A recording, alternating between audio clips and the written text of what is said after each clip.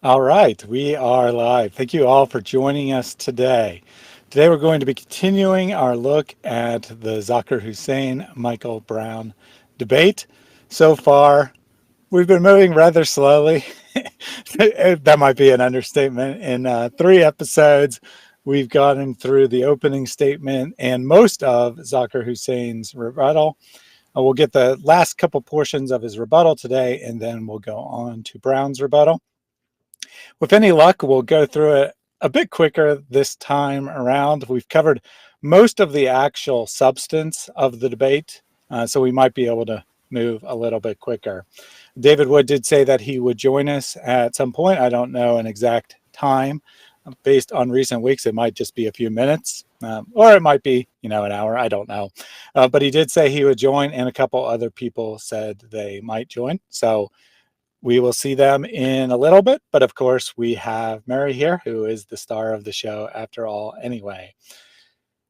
Couple quick comments from the audience here. Trinity Matrix says to say it's total insanity is actually an understatement. I would say so. That Zakir Hussain is very creative, and that might be the best, nicest way to put it. He definitely isn't talking about what the text actually says, however. I see that Rockstar is in the chat. I've added timestamps to the previous episodes. Those were provided by Rockstar, so thank him for doing that. And I see that Breakfast Gun is also in the chat. Breakfast Gun recently started a YouTube channel after being a regular commenter on a number of these channels for a long time. He started his own channel. He's putting out primarily music-based content, has a music video called Abrogation, set to the tune of Celebration. Very humorous stuff. I just saw that earlier today, made a community post about it. So if you haven't seen that yet, be sure to check that out. All right, let's go ahead and open with a word of prayer. Dear Heavenly Father, we thank you for the time together. We thank you for the technology that allows us to connect with people all around the world, people who are believers and people who are non-believers. We ask that the truth be illuminated today, that anything that we say that is true is remembered and applied to people's lives, but anything that we say is false is simply forgotten. We ask that people see the debate for what it is, an attempt by one of Islam's best apologists to find Muhammad in the Bible by his own creativity, and an attempt, or a success, perhaps I should say, by a Christian apologist to explain what the text actually says, to let the text speak for itself. And that's what we ask today, that the text speak for itself. We ask that you be with us today on a personal level, and that you give us the strength and perseverance to get through this presentation, but also the wisdom to know when to say less, and the patience to talk to Muslims if we have the opportunity to do so. We ask these things in Jesus' name. Amen. All right. Any opening words from you, Mary? Oh, we're not getting any sound from you. There we go. Sorry, I turned myself off. I double muted myself. I do want to quickly talk about a particularly funny argument that Ibrahim brought up last time. He was our Muslim guest. He decided to appeal to a particular commentary that was explaining the interpretation, an exclusive interpretation that was made by people who said that there would not be a final prophet like Moses, that there was no ultimate final prophet like Moses. And in kind of trying to distract us, he said, oh, well, you don't think that the interpretation that there are lowercase prophets like Moses is true, do you? And actually, yes, we do believe that there was a succession of people who came after Moses, and Jesus talked about it. He talked about how the Pharisees sit on whose seat? On Moses' seat. So yes, there is absolute, because it's very clear in the text that there's a little p prophets to whom there are particular standards that they must meet, and that is that they must speak in the name of Yahweh. If you're not speaking in the name of Yahweh, you are already not a prophet, and that you can't speak in the name of any other god, and that you can't speak false things.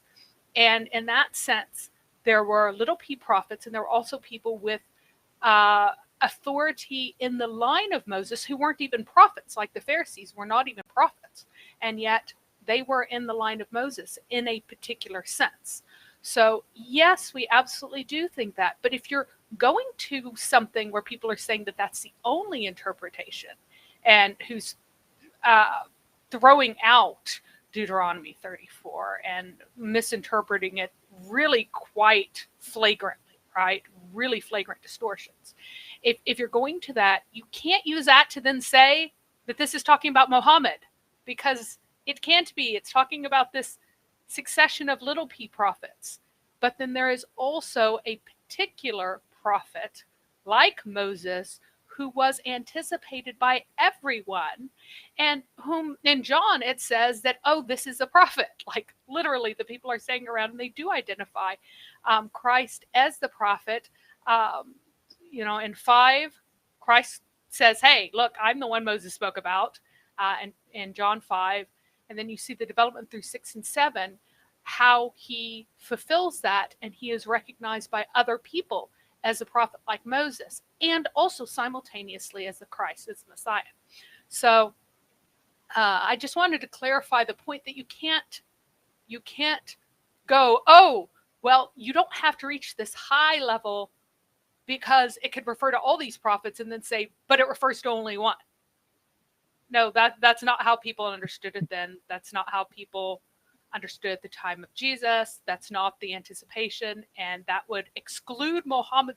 You exclude Muhammad specifically no matter what, because you start with the prophet having to come from the line of the God of Abraham, Isaac, and Jacob, and from that particular line. That's from the very beginning. So let's go ahead and jump in. I think that there's only like 2 new points that he makes total in this whole thing, so it shouldn't take ridiculously long. Well, we still got a little bit. Yeah, we still got a little bit of the rebuttal. This first one is rather humorous, so let me add that to the scene so everyone can see that, and go ahead and play it. Dr. Bryan mentions that Acts chapter 3, verse 22, Peter applies Deuteronomy 18 to Moses.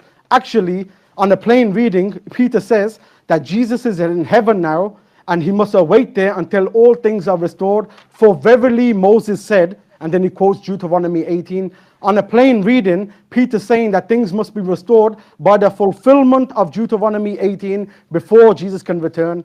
Now, if Dr. Bryan tries to say that this is not the case, then he's created a problem, as Howard M. Teeple mentions in his book, The Mosaic Eschatological Prophet, that this would mean that the first coming of Jesus wasn't the fulfillment of Deuteronomy 18, that he has to come back and fulfill it. But then I ask, how is he going to come back and be like Moses? Because apparently he's coming back in his full glory as God, and he's going to kill those who do not want him to be king, who we know, according to the best commentators of Christianity, the Jews who rejected him in Luke chapter 19, verse 27, he's going to come back to kill all of them.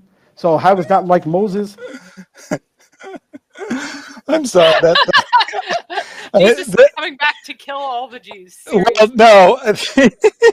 I was actually laughing at, according to the best commentators of Christianity, the Jews who reject Jesus, that's what he said.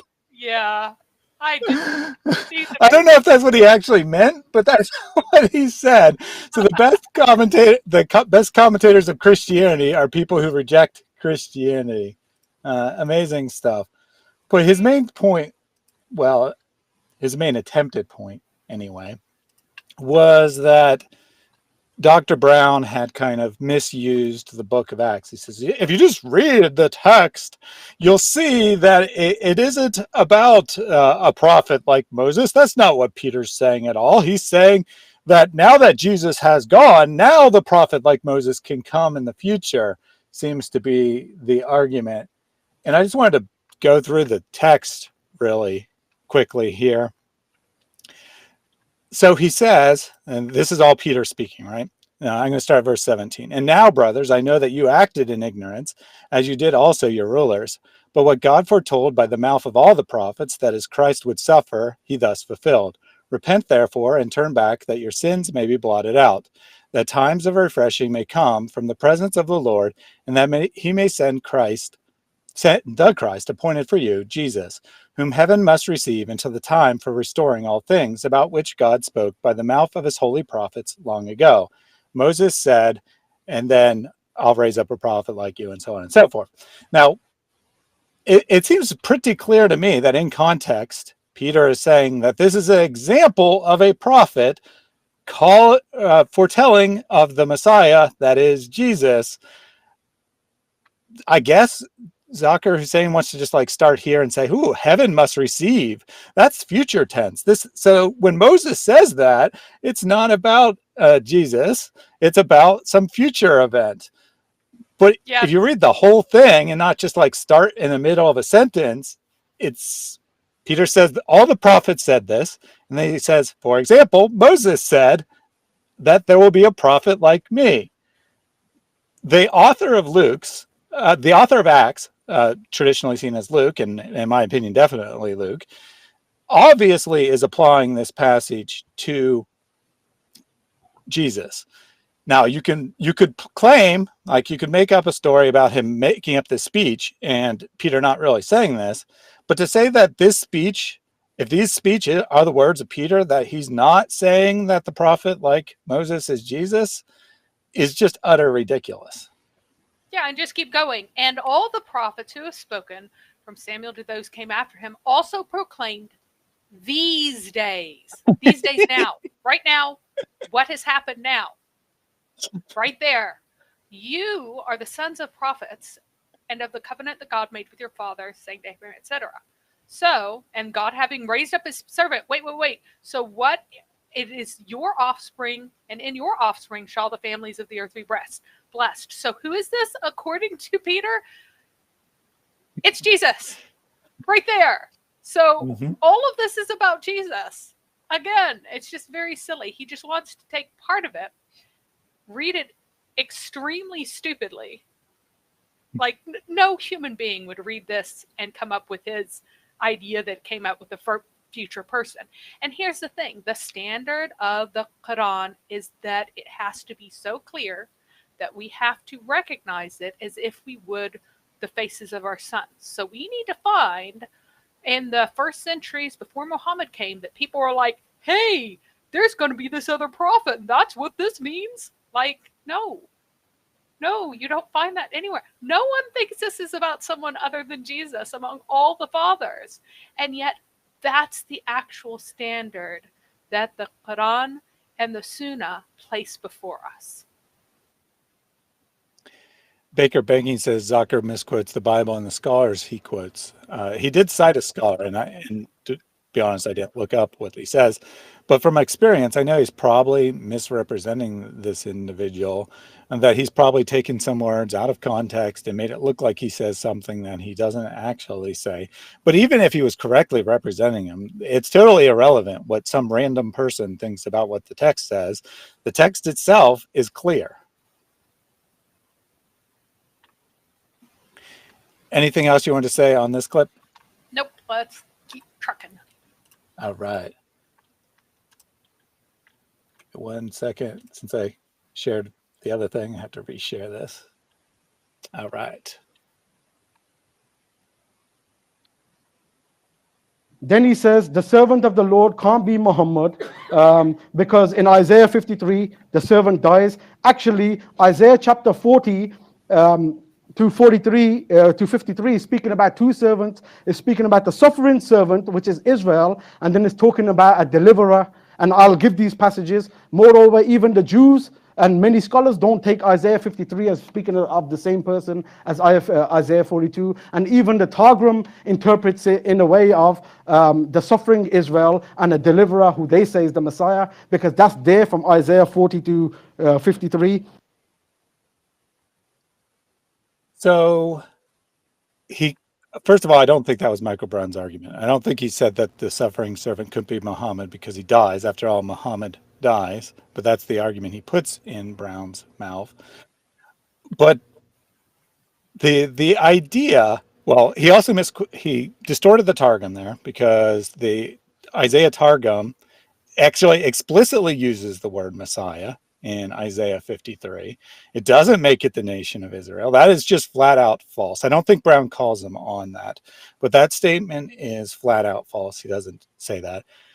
And then this idea that, well, you know, some Jews say that it's not about the same figure as 40 and 43. Well, what some Jews say is totally irrelevant. Again, even if they're about different figures, right? Even if Isaiah 53 is about a different figure than Isaiah 42, that doesn't mean Isaiah 42 is about Muhammad. It doesn't follow. So he didn't actually rebut anything other than a made-up statement and added a lie about what the Targum says. Lying, really? I'm just shocked. And like I said, I don't think he gets called on that one, but he does get called on claiming that the Septuagint, which we saw last week, but Brown's going to call him on the Septuagint saying something different about Deuteronomy 18.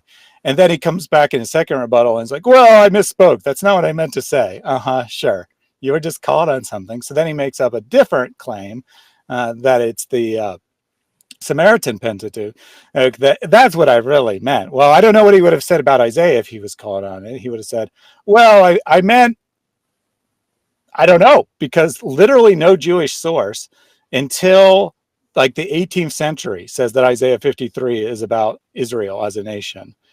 Now, apparently that idea did exist, but no authoritative Jewish source, no extant Jewish source says that until the 18th or 19th century. Yeah, the process of rewriting Jewish theology to try to write Christ out of it took a very, very long time. And so theology of that period all saw it as a messianic figure, all saw it as the Messiah. So the distortions hadn't taken full hold because they had the weight of authority behind them. And you have to like get up enough steam to overcome the authoritative interpretation that you've had for centuries. Yeah, I think it's in Justin Martyr's apology, or actually his dialogue with the Jew, who's Typhro, I think. Typho. That he says that the Jewish person made that argument, but that's the only evidence that that argument even existed until the 18th century. Like the great Jewish commentaries, the ones that are considered authoritative in modern Judaism, they say that Isaiah 53 is about the Messiah because they came before this modern official reinterpretation had happened. Anything else? Nope. All right. We actually are going quickly. How about this? I told you I only have like one thing left that I haven't, that felt like I've addressed. So Haggai, him that proves nothing. Yeah, the name of Prophet Muhammad proves nothing, but for Yeshua, he has to speak about somebody else and say that's a type for Jesus, because he can't find a direct prophecy. So a guy, a high priest, who has a mother and a father, by the way, according to the same text, because he's called the son of, I forgot his father's name, but he's the son of, his name is a foreshadowing of Jesus, because you can't quote something directly like I just did. And as far as Song of Songs, Dr. Brand tries to play it down, but the Jews had a consensus, the Christians had a consensus that this is speaking about the allegorical meaning, the history of Israel and the Messiah, and so are the Christians. So all Dr. Brand is doing is mocking all these scholars. Why? Because he knows the minute he admits it's a prophecy, the Muslims will have a field day. Well, someone's mocking the scholarship, but I don't think it's Brown. I don't think Brown quoted any scholar. He only quoted the Bible. And now Hussein didn't quote a lot of scholars, but he did try to quote mine a few times to try to say a few things about what the scholars have to say. But I mean, if anyone's making a mockery of what the scholars say, it's definitely not Brown. Yeah, he's confusing an allegorical reading with prophecy, with direct prophecy. Um, and no, it wasn't considered prophecy. It was considered an allegorical reading that was correct. And here's the thing. So before Christ, the Jews thought that it was an allegorical reading actually between the Messiah and Israel. And then the Christians said, yeah, and we know who the Messiah is. It's Christ. And the Jews were like, no, it's not the Messiah anymore. It's God. Like there was a literal switch there. Now, Muhammad wants to make this not a God figure at all, but instead now it's about Muhammad, some other random dude far in the future. And remember that his argument was that almost every verse talks about Muhammad. So he did not actually just use 5. He used 5 and 6. Now remember, he didn't use anything except for 5 and 6. But 5 and 6 are where he's parking his boat right here, and this is it. This proves it's Muhammad and no one else. We must know that it is Muhammad, no one else, from Song of Songs 5 and 6. So let's take a look at what he has actually used and what he hasn't. So everything that's crossed out in blue is a key word, an important concept that is being excluded from his interpretation. And everything that is in red is not only about Muhammad, but must be about Muhammad and no one else. So let's see what is supposed to be completely about Muhammad. And this is across all of his arguments, every point that he makes. This is everything that he says is about Muhammad and no one else. So he goes into the words garden and spice. Garden has to be Muhammad. Sure. There were no gardens in Mecca. Let's be clear here. There were no gardens in Mecca. But spice and garden must be about Muhammad. The word for spice is also myrrh. Myrrh did not grow in Mecca, but somehow it's supposed to be about Mecca, where myrrh did not grow and where there were no gardens. That must be about Muhammad. And no one would misunderstand this for being about anywhere else.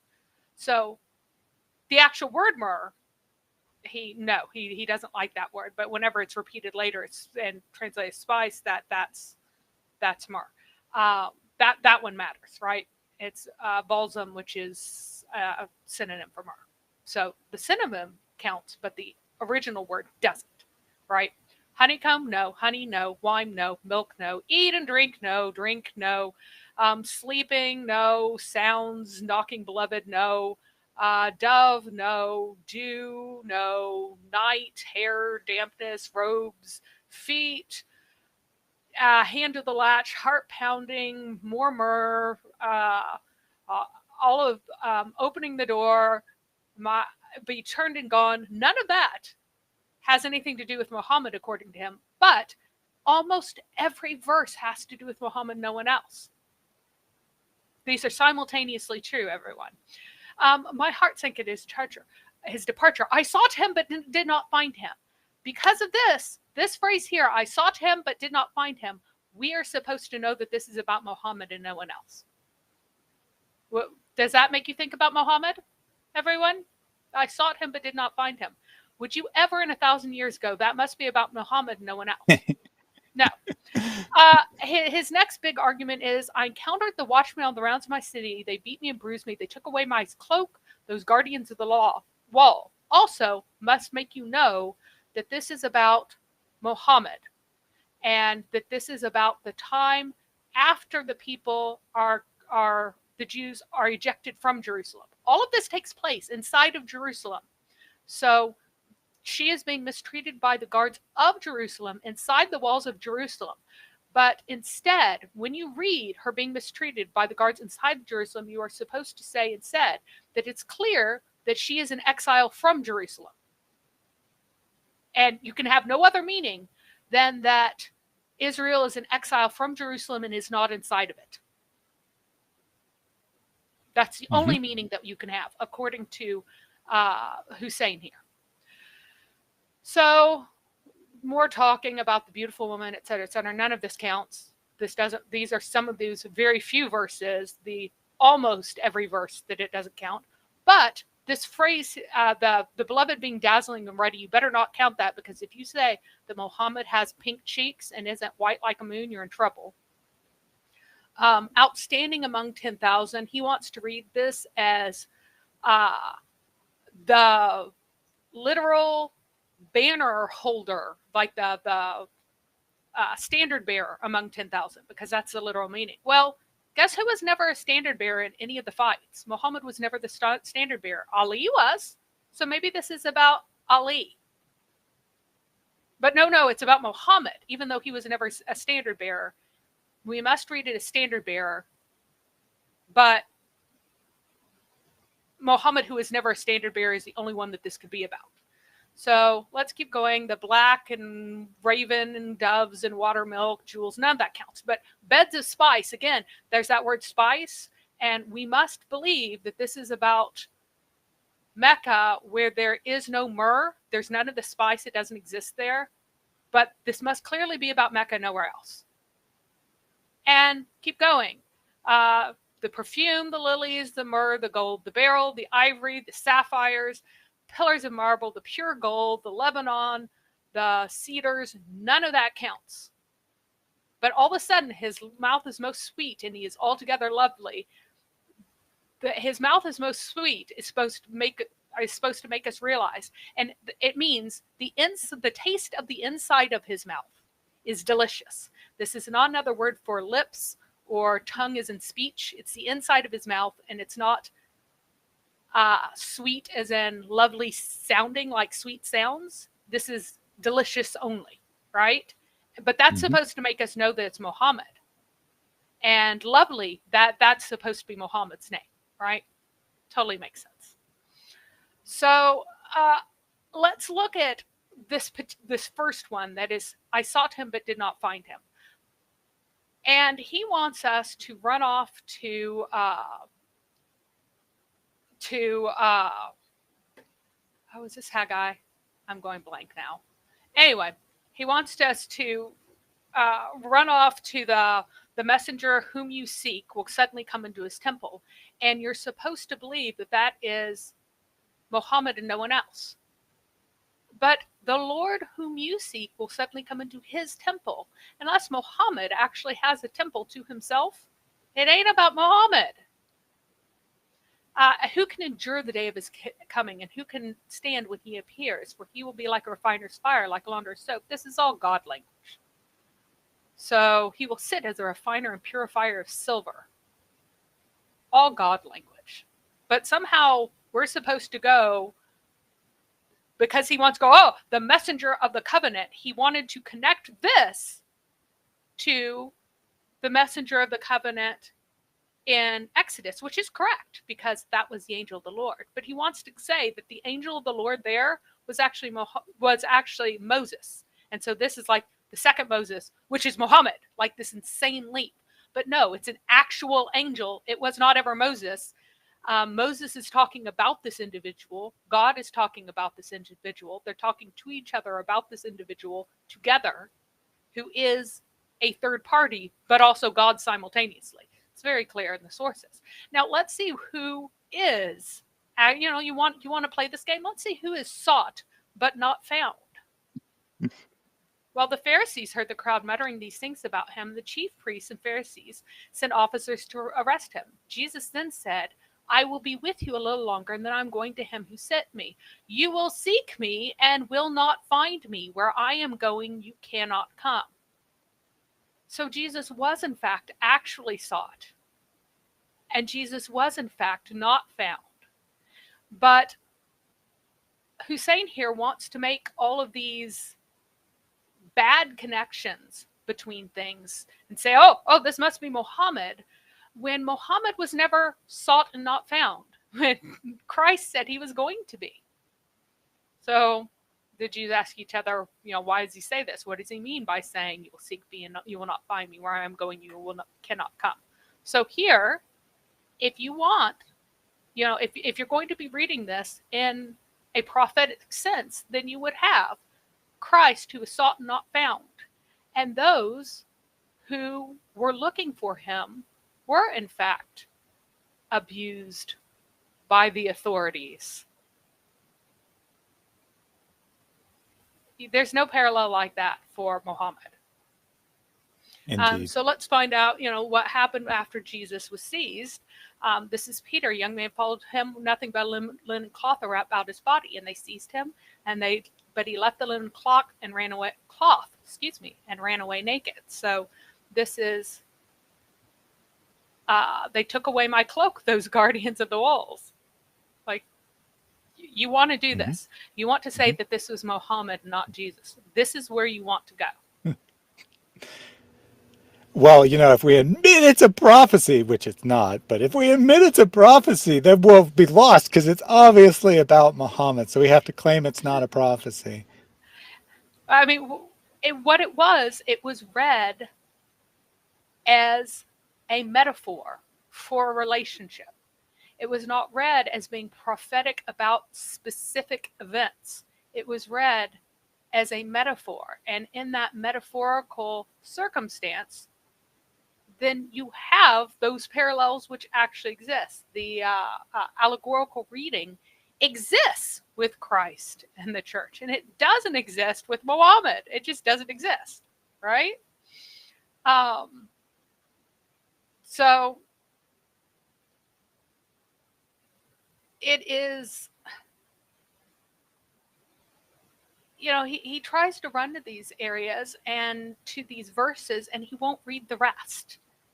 He'll run to Isaiah and then try to pull something out of it, and he won't go to the rest. He won't be honest. He won't acknowledge what the whole thing says. And again, remember that one of the reasons that he loves this head is purest gold is that he wants to make purest to be Arabian gold, nothing else. And that's by doing this insane connection. This is our Islamic free association game, right? Ufaz is actually Africa, almost certain, right? Just another name for it. But among many other places that are listed in wild speculation of the 19th century, one guy decided that it might be an Indian colony in Yemen, which did not actually exist at the time. And so Hussain here says that Yemen equals Hijaz, which it doesn't. They're different places. And since the Talmud said that the gold of Ufaz is the finest, suddenly finest means Ufaz, means Hijaz. And so then finest, a totally different word, somehow means Hijazi gold or something, which didn't exist in that area at all. Again, and we're supposed to look at the fact that some of the letters in Muhammadin are the same as Muhammad, right? Some of the letters are the same. So clearly it's the same word, but we're going to ignore it everywhere else, right? And he is so certain that head being gold alludes to Daniel II, which is, again, written hundreds of years later. And it also says, specifically, Daniel 2 says that the gold head in Nebuchadnezzar's dream is Nebuchadnezzar himself. Like, we know what it is. It's Nebuchadnezzar. And yet he says, no, this shows that this is about Muhammad. And what we actually want to do is keep reading and find out about the feet of clay and decide that it's about the Roman Empire, even though the same thing says that what are the feet of this guy in this description? They're gold. They're not clay and iron. So again, it's just this free association that somehow I could come and say that this is about Mao with this level of free association, right? This is about Pol Pot with this level of free association. It's so incoherent. So you want to go to a gold head again when you want to play this game about shining gold. Well, guess what? We have Muhammad's never described as having a golden face, but you go to the Bible and you turn to Revelation, you find out that we have a vision of Christ with in which you have feet of burnished bronze, right? And that he has the hairs on his head was white like like white wool and snow. His eyes were like a flame of fire. His feet were like burnished bronze refined in a furnace. So what you get there is a glowing, terrifying figure. So if you want to play this game, you actually have parallels here, and he wants to go to places where there aren't any parallels, and claim that. So here's the second chapter that he wants to go to. And remember, he says almost every verse is about Muhammad. So this is all the stuff in blue that's crossed out that he's saying is not about Muhammad, but it's still almost every verse. Yeah, I can see clearly that most of the verses are about Muhammad. I mean, just look at how much red there is compared to that tiny amount of blue on this screen. Now, remember, this can only be about Muhammad. These are the things that say it's about Muhammad and no one else. So again, garden, beds of spices, okay? Mm-hmm. Garden, no gardens in Mecca, but this is about Muhammad. Beds of spices, that word is about myrrh. Mary, the only place they ever had gardens was at Muhammad's house. The only place that this can be talking about is a place without myrrh and without gardens. Flock, because they had sheep and goats. This is seriously an argument that he made, that this can only be Muhammad, because there are sheep and goats. And for some reasons, he thinks that the lilies are clearly about Muhammad, because the lilies have something to do with the people of Jerusalem, and the Arabs came to Jerusalem, and so they pastured their flocks in the lilies. Of course, here, if you're pasturing your flocks in the lilies are getting eaten. This is not a good day for the lilies. But somehow he thinks that this is a good thing. And then again, goats and sheep are mentioned later. So clearly that is about Muhammad and no one else. Remember, this is his standard. It's about Muhammad and no one else. So yeah, here is, again, this is the beautiful logic chain that he makes to make beds of spices clearly about Mecca. So he says spices is about balsam, which is true, which is about mastic, which is totally false. It's myrrh, which is about baka, which is true. Mastic and baka are the same thing, but the valley, or baka, valley of baka, that's utterly irrelevant. And then that's about Becca, which is totally false, which is about Mecca. So it's this chain of true but unimportant things, and then totally wrong things, and then irrelevant things all mixed together, and somehow we're supposed to know that this is Muhammad clearly. So the exact same logic would say that if someone translated something that said apple as fruit in one place, I go, ha, it says fruit, and that's apple, which is citrus, which is orange France, which means that it must be Paris, Idaho, which means that we are talking about Bear Lake County and Idaho, because that's where Paris, Idaho is. Clearly, nowhere else. So if anytime you see that word fruit, you know it's about Bear Lake County, Idaho, and nowhere else, because of this impeccable, beautiful, fabulous Islamic logic. Like, it is so hard to explain how insane and incoherent his logic chain is without a simile of some sort. So I came up with this one, which is almost the exact parallel. So there you go. All right, I'm convinced. Yeah. When Adam and Eve eat the forbidden fruit, we now know that they were located in Idaho. That's where the Garden of Eden was. It can be nowhere else, because that is impeccable Islamic logic right there. All right. Excellent. So David and Sasha have joined the chat. Welcome to you both. Yo. Hello. Doesn't sound like things have gotten any smarter from Zakir since last time. It is so hard to explain this because it's so insane, right?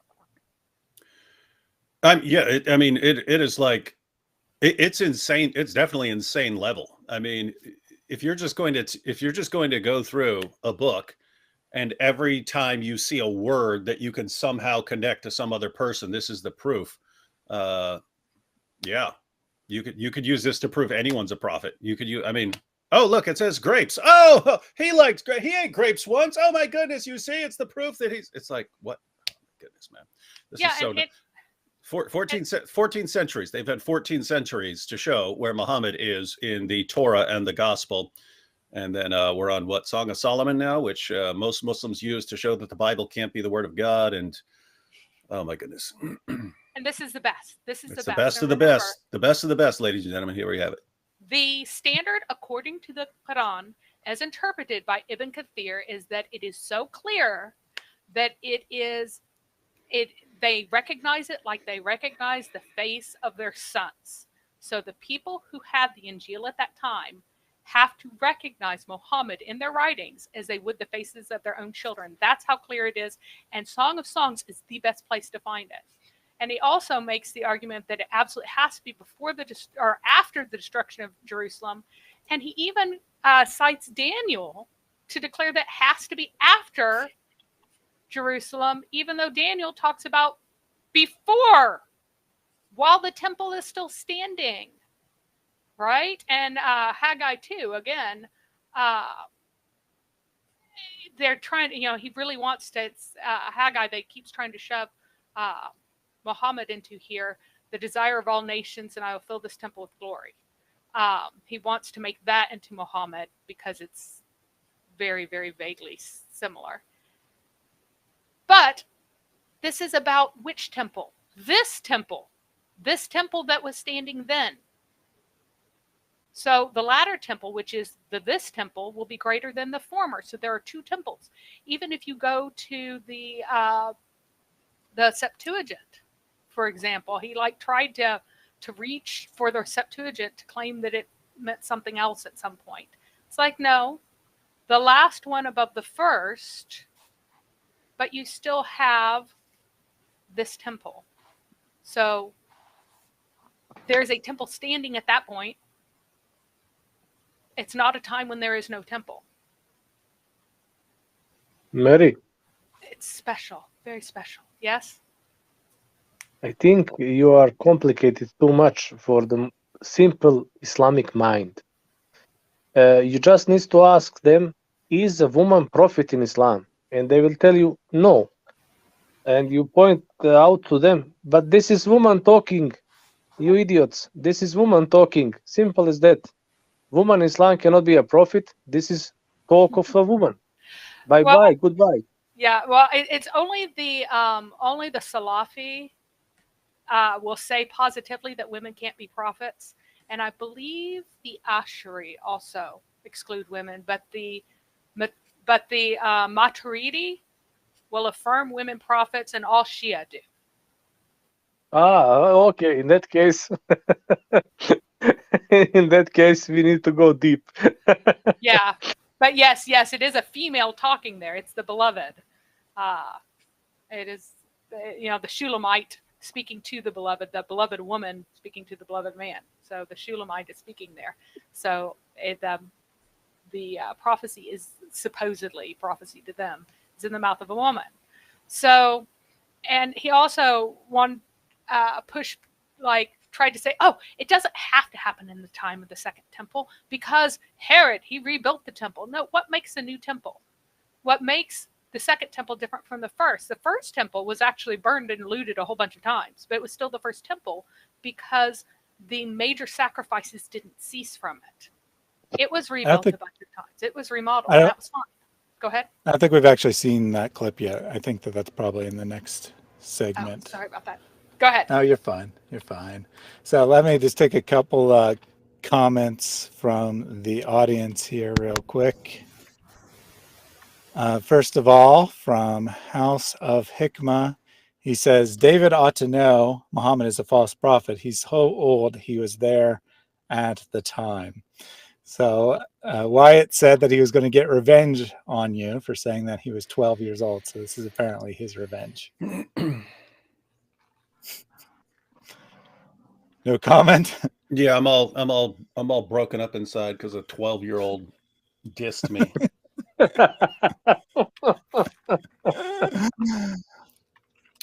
Serious comment here from Hey Wyatt, you took some time away from your bounce house to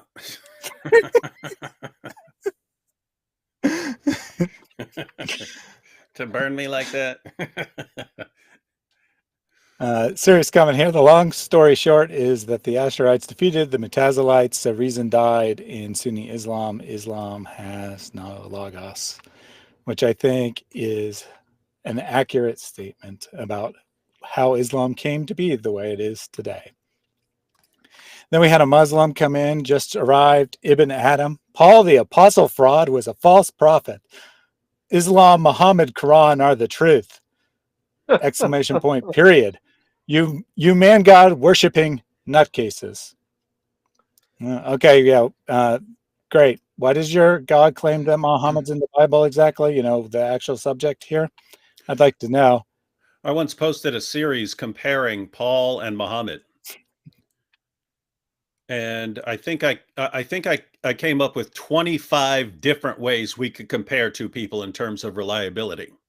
So it's like, one of them performed miracles, one of them couldn't, one of them, knew the relevant languages, the other didn't. One of them was in close enough proximity to interview the actual witnesses, the other wasn't. So I went down the list in terms of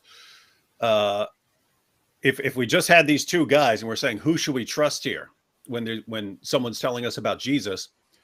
Paul completely shattered Muhammad in every single way. 25 different independent ways we could examine these guys in terms of their reliability. Paul won every single contest.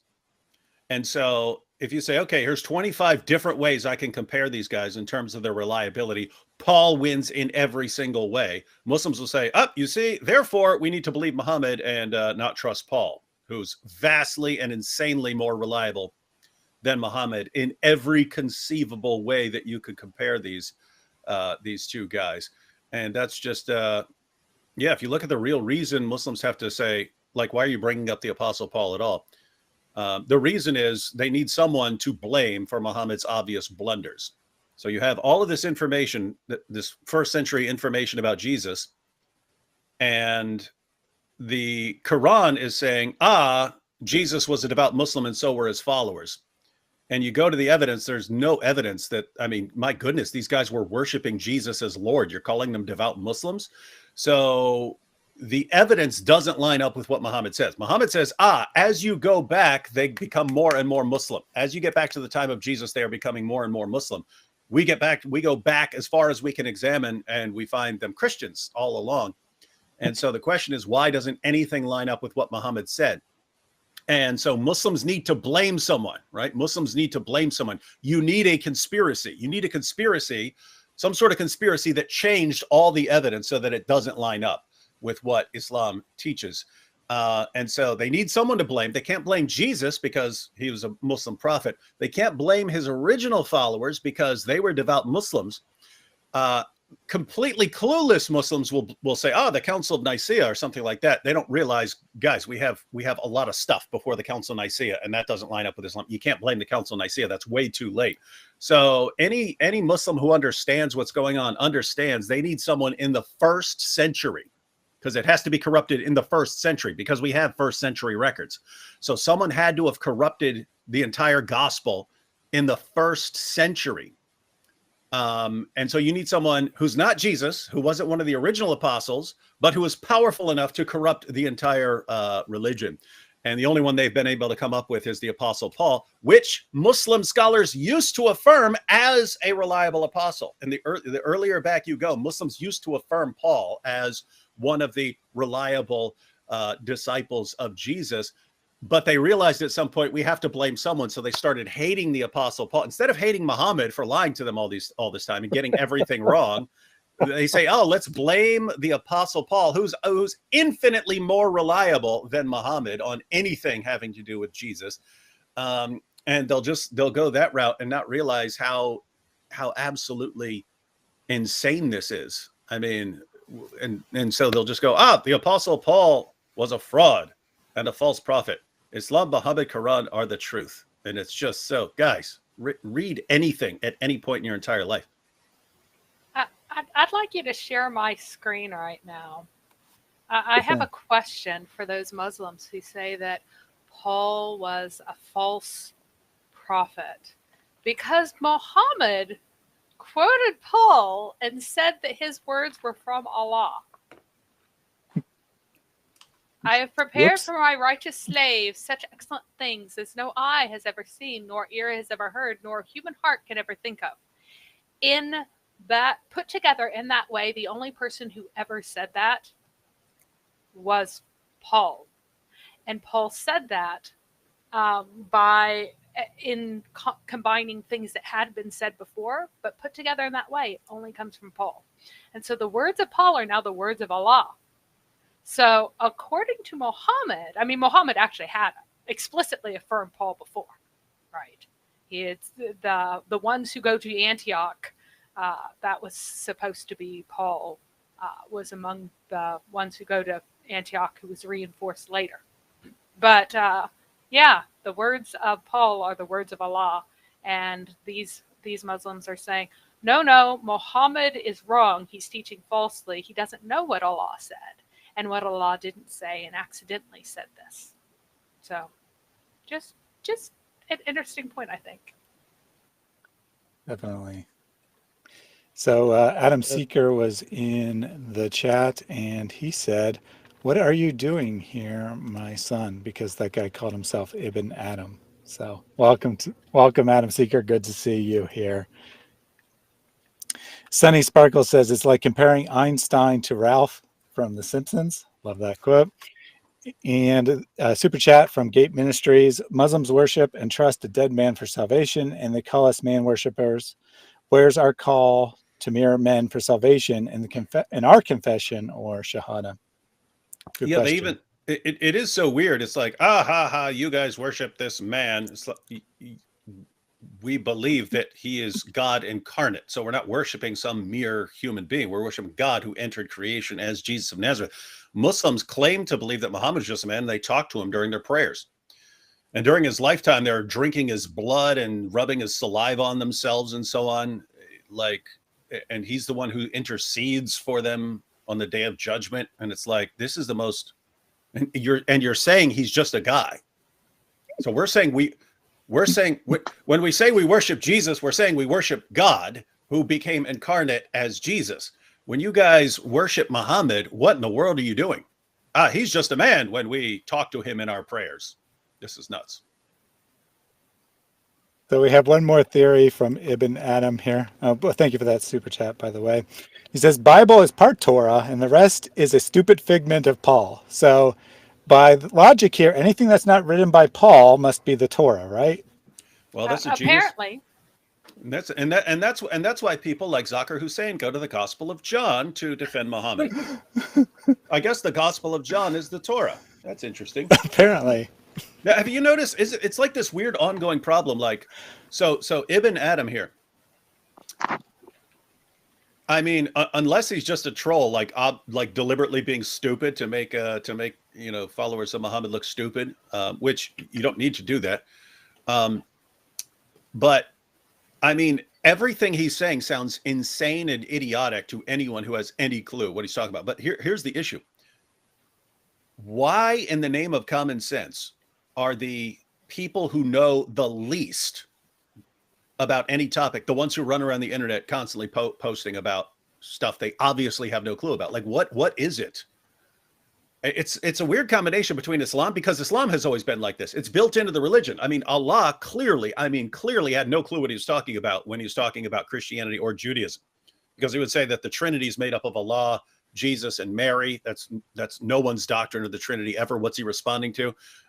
He says that Jews call Ezra the son of Allah. Both Allah and Muhammad think that Jews consider Ezra the son of Allah, in the same sense that Christians say Jesus is the son of God. And find me a Jew anywhere who has ever said that. And yet that's what Allah and Muhammad think these things. So notice, even God himself and his final messenger himself are completely clueless about basic Christian and Jewish doctrine. And yet they'll keep talking about it. They keep talking about Christianity and Judaism while having no clue what Christianity and Judaism actually teach. And so it's built into the religion that you don't have to understand anything you're talking about. You could just go out and just keep talking, because there are always people who are dumb enough to not realize that you have no clue what you're talking about. And that's it. That just seems to be the success formula in Islam. Indeed. About Hadith that Mary said that from Ibn Kathir, they said it's like not confirmed, etc., etc., because the Antioch that was claimed in the Hadith was basically the first city that accepted Christianity. But the Antioch from Hadith, the people basically beat apostles, chased them away. But guess what? You have another Antioch in the time of the Jesus apostles. It was very, very famous town in Turkey. Antioch, not in Syria, ancient Syria, but in Turkey. And that was very famous town, basically equivalent to the Syrian Antioch. And guess what? They firstly reject apostles. After that, Paul came with apostles. They accepted Christ, and you can find even the ruins of Paul's synagogue, Paul's church in the Antioch. All like that Hadith said. Yeah, Exactly. I done my job. I examined, and Jubei, the guy from the chain of the transmission in that Hadith, that they say nobody does not know nothing about him. You will find him in Musnad ibn Ahmad, that is very prized, and it's said for him that is like a gift for Ummah because he know a lot of books. So guess what? It's not Dave Hadith. All right. We'll go ahead and go on to the next clip of the video now. As for the reliability... My bad. I guess that was the end of Zakir Hussein's rebuttal there.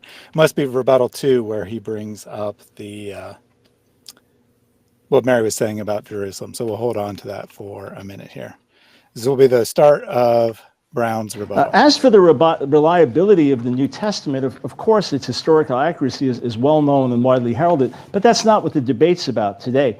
Josephus is one ancient Jewish historian, Matthew is another, and with Matthew records about Herod's ruthlessness is very typical of who the man is, and Matthew wrote it for people who lived back then. He was not creating things out of the blue that anyone would know weren't true. I'm not here to tell you that Barack Obama is the Prime Minister of England and hope you don't catch the error. So the gospel writers were writing for people who lived then and knew the stories, not for people 2,000 years later that would try to take issue with it. As for Matthew's citations, it's amazing how deep and rich he is. He's assuming when he quotes Hosea 11:1, that I called my son out of Egypt. He's assuming that his Jewish readers know the whole verse, which is not a prophecy, but it's about Israel in the past. Just as Israel, God's firstborn son, was called out of Egypt, so also the Messiah, God's firstborn son, is called out of Egypt. He's assuming they know that. It is so rich and deep and beautiful and wonderful to unfold. I would have to agree with that Matthew understands the Old Testament. He understands what he's quoting. I don't know if Zakir Hussain understands it or doesn't understand it, but he's certainly not treating the text seriously. He's certainly not treating it accurately. And of course, the reason Brown opened that statement with New Testament reliability is because that's how Zakir Hussain started his opening statement, is basically saying, the Bible is not very reliable. You can't trust it. Therefore, when you find Muhammad in the Bible, you should know that Islam is the truth. I love this, the argument stuff. It's great. It is. I just brought up to AP. I mean, to AP in a completely different context. It was the context of like all of these Dawa guys thinking they're doing a great job with, I know what we'll do to stop the avalanche of apostasy. We'll defend child marriage. Oh, we'll do shows about having secret second wives and so on. They're doing all this insane stuff, thinking that this is somehow going to rescue their religion. I was pointing out to AP, is like, I do not know how you don't believe in a spiritual realm with this, right? People can't be this stupid. In other words, when you see a ton of people that you know shouldn't be that stupid behaving in this like absurdly insane, idiotic fashion, I start to think that it's like too much. It's like I can attribute a certain amount to human stupidity. And then beyond that, it just seems like there's got to be something spiritual involved. There's no way you could be like destroying yourself and your soul and your community in this way. And it doesn't, I mean, you can't be that dumb. Like, you have to be noticing the damage you're doing around you. And so there has to be like a spiritual component. And so with someone like Zakir Hussain, it's like, okay, I can attribute a certain level to stupidity and to a desire to insert Muhammad everywhere. But there comes a point when you're just like, this is like demonic. It is like insane and demonic what you guys are doing, the level of deception, the things you're saying about Muhammad. I mean, you've got guys who claim to be the people who are diametrically opposed to shirk, and they'll go to the Holy Spirit, passage about the Holy Spirit, and say that's about Muhammad. They'll go to verses that specifically refer to Yahweh, the covenant name of the God of the Bible, and say this is talking about Muhammad. So Muhammad's the Holy Spirit, Muhammad's Yahweh, and they'll defend it all and simultaneously be claiming to be the people who are against shirk, the people who are against man worship and so on. And it's just like you can't be this dumb.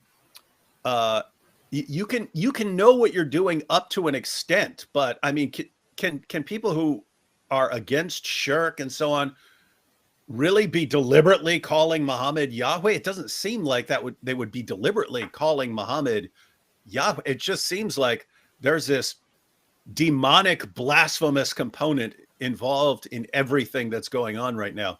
I look at this and I say, the Lord has hardened your hearts and delivered you into our hands. I don't know how Muslims are watching this and going, wow, what a great job Zakir Hussain is doing. It's like, what has happened to you in your lives that you cannot see that this is demonic and insane what he's doing? Yeah, over and over again, Hussain went to passages about Yahweh and said, this is clearly about Muhammad. It's like, dude, like, and it says even Yahweh Elohim. And he's like, yeah, this is about Muhammad. I'm like, Yahweh Elohim is about Muhammad now. Seriously. Yep. Yeah, that's why when Ibn Adam and it's the religion of man worship and so on. I mean, Islam isn't the religion that opposes shirk. Islam is a religion that claims to oppose shirk while deifying the most obvious false prophet in history. That's what it is. It's like, hey, let's take the most obvious false prophet in history, only believe what he says about everything else because he's the only trustworthy, reliable source of anything ever. And let's talk to him in our prayers and go to passages that about God and say that they're about him and drink his blood and drink his urine and rub his saliva all over ourselves and have him intercede for it. Yeah. And we'll do all this stuff. And he's just a man. He's just a prophet. And it's like, you guys are living in the middle of Shirk Central and you don't realize you're too busy kissing a black stone and bowing down to a pagan cube. And what is this, man? What is this religion? I have a really awful question for you. So whenever the woman accidentally drank his urine, he said, you will never have a stomach. No stomach problems ever. Yeah. No stomach problems ever. When he sucked the penis of his grandson, what did that mean? Don't know.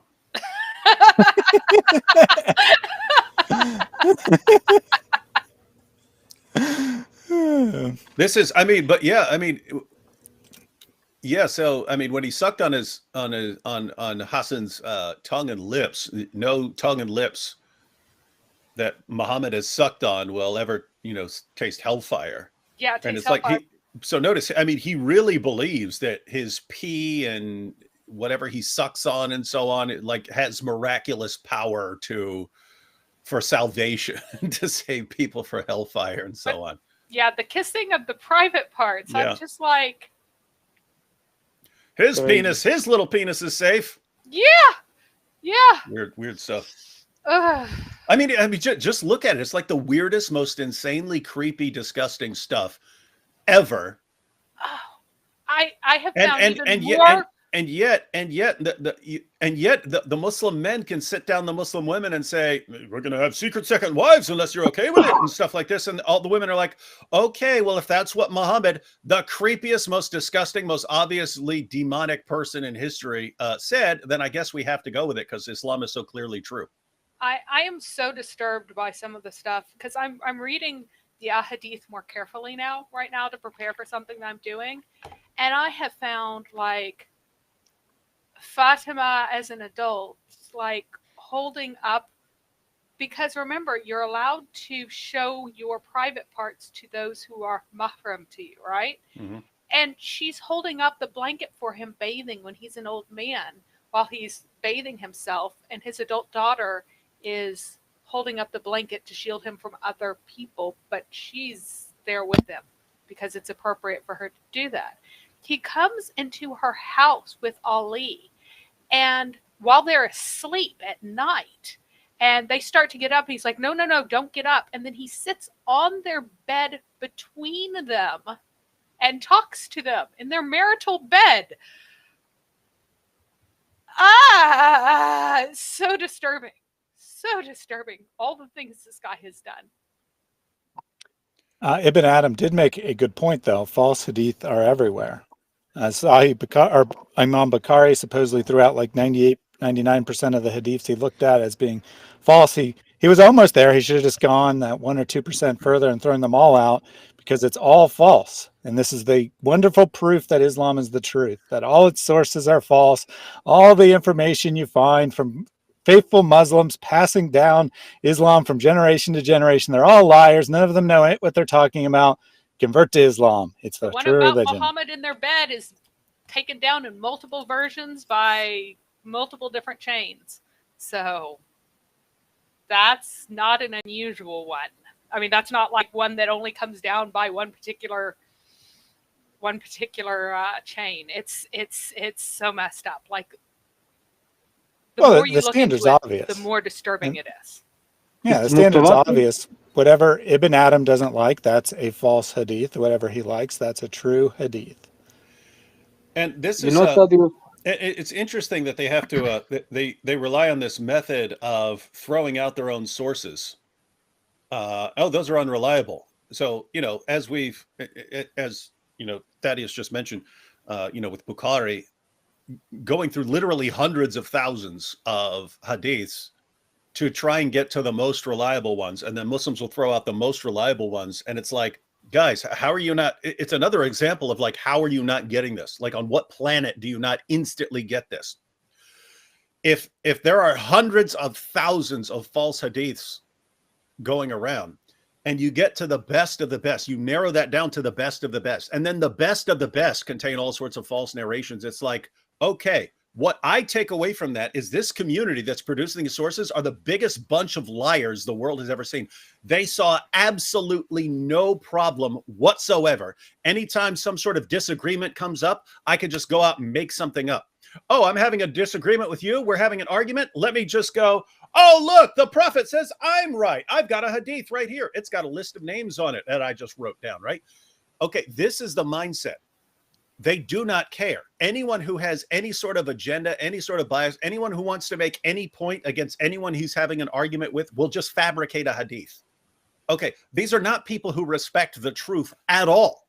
They do not care. They do not respect their prophet at all. Their prophet is just something that they use in arguments, and they write stuff down. And here's what's amazing. These are the exact same people who are supposedly preserving the Quran. The exact same people, the exact same community that is lying like it's an Olympic sport and like they are the all-time champions of lying are the same people who are preserving the Quran. And Muslims say, look at all this reliable information we have about them and all this reliable information we have about Muhammad and all this reliable information we have in the Quran. Let me just quote. I quoted some of this in my debate with Kenny Bomer, who was talking about well, he's one of the guys who, hey, if I don't like a hadith, I'll throw it out to keep it from being embarrassing. So he brought up the doctoral dissertation of Joshua Little, who did his doctoral dissertation on the hadiths about the age of Aisha, did his doctoral dissertation at Oxford University. And Kenny Bomer actually quoted him. Kenny was stupid because I had just been reading, this doctoral dissertation. I was like, how are you quoting this?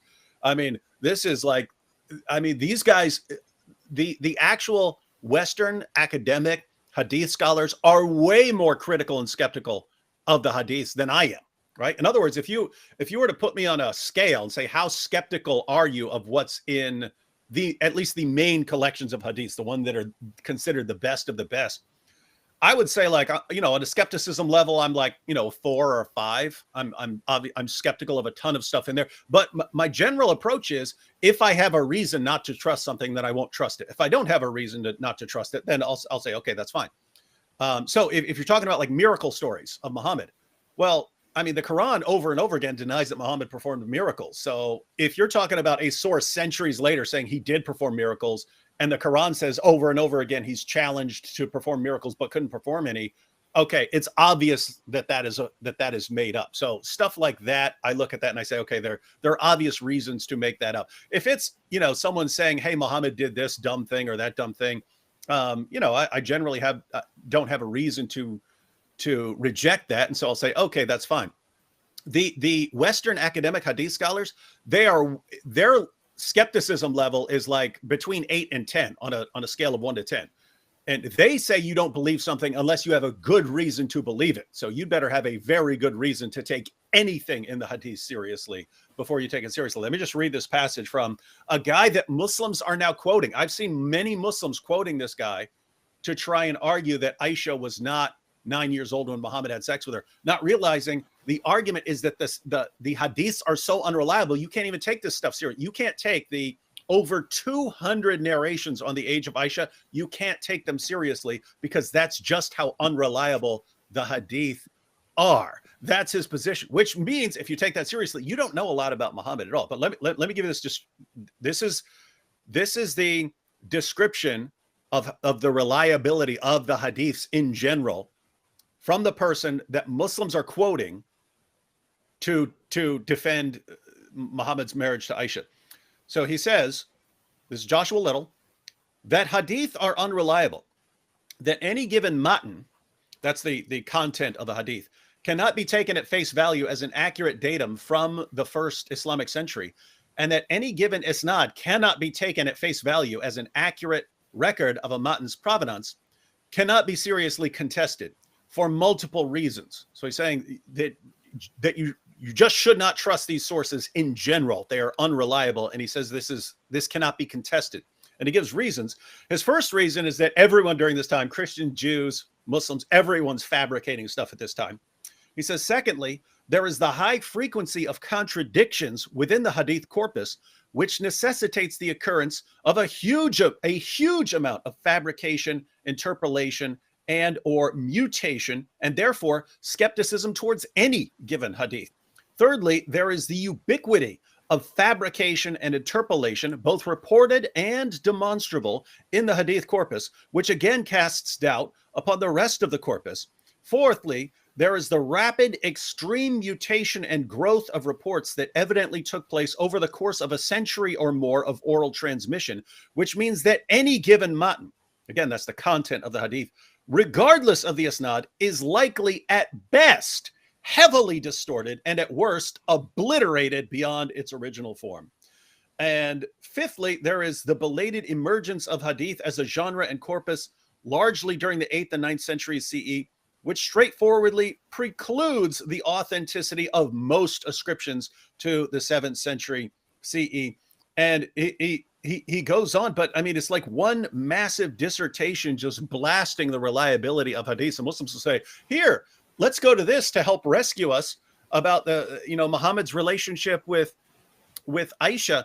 And it's just, notice, guys, if it's always like a trade-off, right? Like, oh, we don't like this embarrassing story, like the embarrassing story that Mary was just telling, or the embarrassing story about Muhammad and Aisha. We don't like this. And so we'll appeal to people who think that our sources are garbage. And guys, you're not realizing, one, this is the hadiths that you have, they're the basis of Sunni Islam.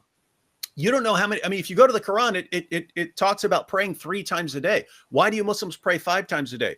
Because of the Hadith. What's the Shahada? You have you have a version of the Shahada in the Quran. You have, there's no God but Allah. But if you want the full Shahada, that's from the Hadith. What do you do during the Hajj? What do you say during your prayers? These things come from the Hadith, and you guys are attacking them and saying they're unreliable and they're put together by the biggest bunch of liars the world has ever seen. So that's one problem. You don't know anything about Muhammad. You don't know anything about the basic practices of your religion. You're destroying the foundations of Sunni Islam. And beyond that, these are the same people who are preserving the Quran during this time. So in other words, if you got Uthman, you've got these hadiths about Uthman and he's burning the hadiths today. Oh, here's why Uthman burned these these Qurans and so on.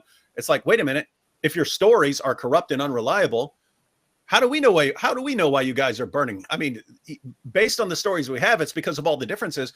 But if you're also making up stories, how do we know it's not just to cover up the original Quran, which supported Christianity or something like that? I mean, you just don't know. And it's like, this is what they're doing to rescue their prophet from criticism. This is what I'm talking about. It seems like there's something like spiritual component going on here. It's a parallel to what Daniel Hakikachu and Muhammad Hijab and all by bringing up these insane defenses of practices like child marriage and wife beating and taking secret second wives and lying to your wives about your secret second wives, all this stuff that they're doing. It's like parallel to what Muslims are doing with their own sources, in that, hey, we'll try and defend our religion in this way, not realizing you're destroying your religion. You're completely destroying the reliability and credibility of your religion. And I'd say you're not helping yourself if you're like Zakir Hussain and but we can say that Muhammad was God. That'll help save our religion. It's like, man, this is going down in flames, man. This whole religion's going down in flames. Oh, but you forgot the funniest argument ever that Kenny made. He said, before he brought up Joshua Little, he said that you can't allow people who are to come up with their own rationalizations and their own opinions about what is authentic and what isn't. And he went to a source from the ulama about how you can only use Islamically correct interpretations of isnad and all the rest. And then he turns around and goes, that's why I'm using Joshua Little, this atheist who rejects all of our stuff and say it's all fabricated, because they say that you should not you should not use anything that's outside of Islamically correct, the science of Ahadith. Unless you know the science of Ahadith, you should not accept it, which is why I'm taking this atheist. That I just laughed so hard, so long. Yeah, he just pivoted and did that. And that's what's crazy. Like, he doesn't get it. So there are, and I pointed this out multiple times.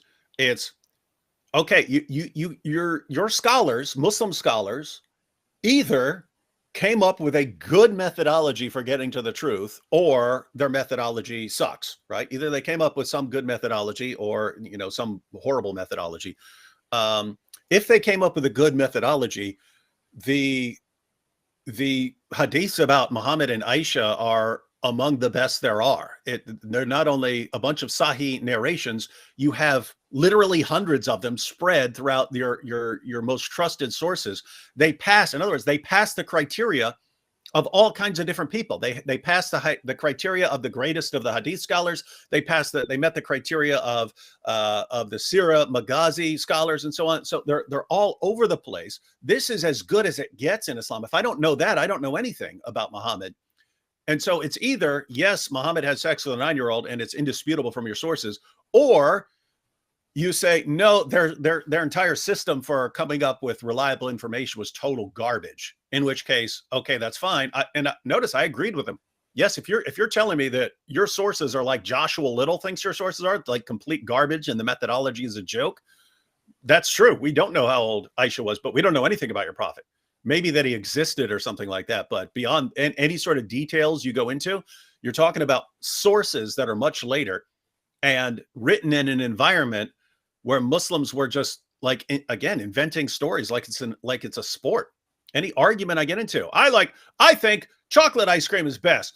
I think vanilla ice cream is best. Oh, really? Well, ha ha ha. Look what I just found. I just found a hadith where Muhammad says that chocolate ice cream is the best. See? It's right here, dummy. That's I know. And then someone will come back, because I've got this hadith where Muhammad says that vanilla ice cream is the best. What? Well, my hadith's better. Well, I got a better. It's not. Well, mine traced mine back to Anas bin Malik. Well, I traced mine back to and that's what's going on. That's what's going on. And Muslims are actually, let's take all of this seriously. Wow, this is interesting stuff. Fun times to live in, though, I have to say. And in order Mr. to, David- the only response they have against you, David, is to say that all of us are taking action in golden showers. So That was the response. You're talking about that? What about the golden showers?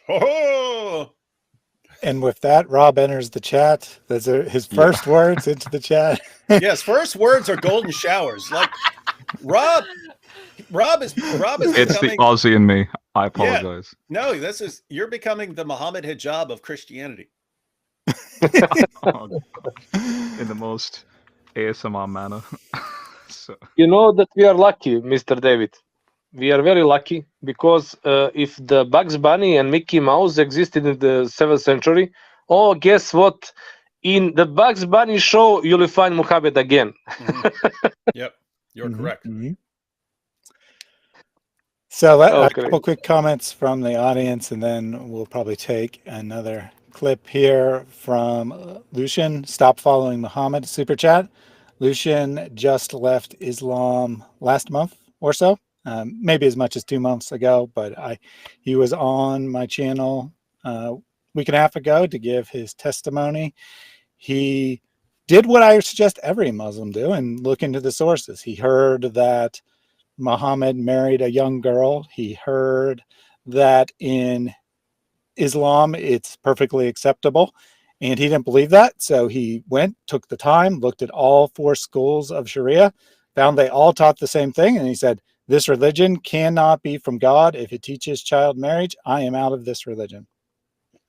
Amen. Amen. Gabriel David, said, can I ask? Oh, sorry. I don't know, go yeah, for it. let me just get these you go. comments real quick, and then you can ask your question.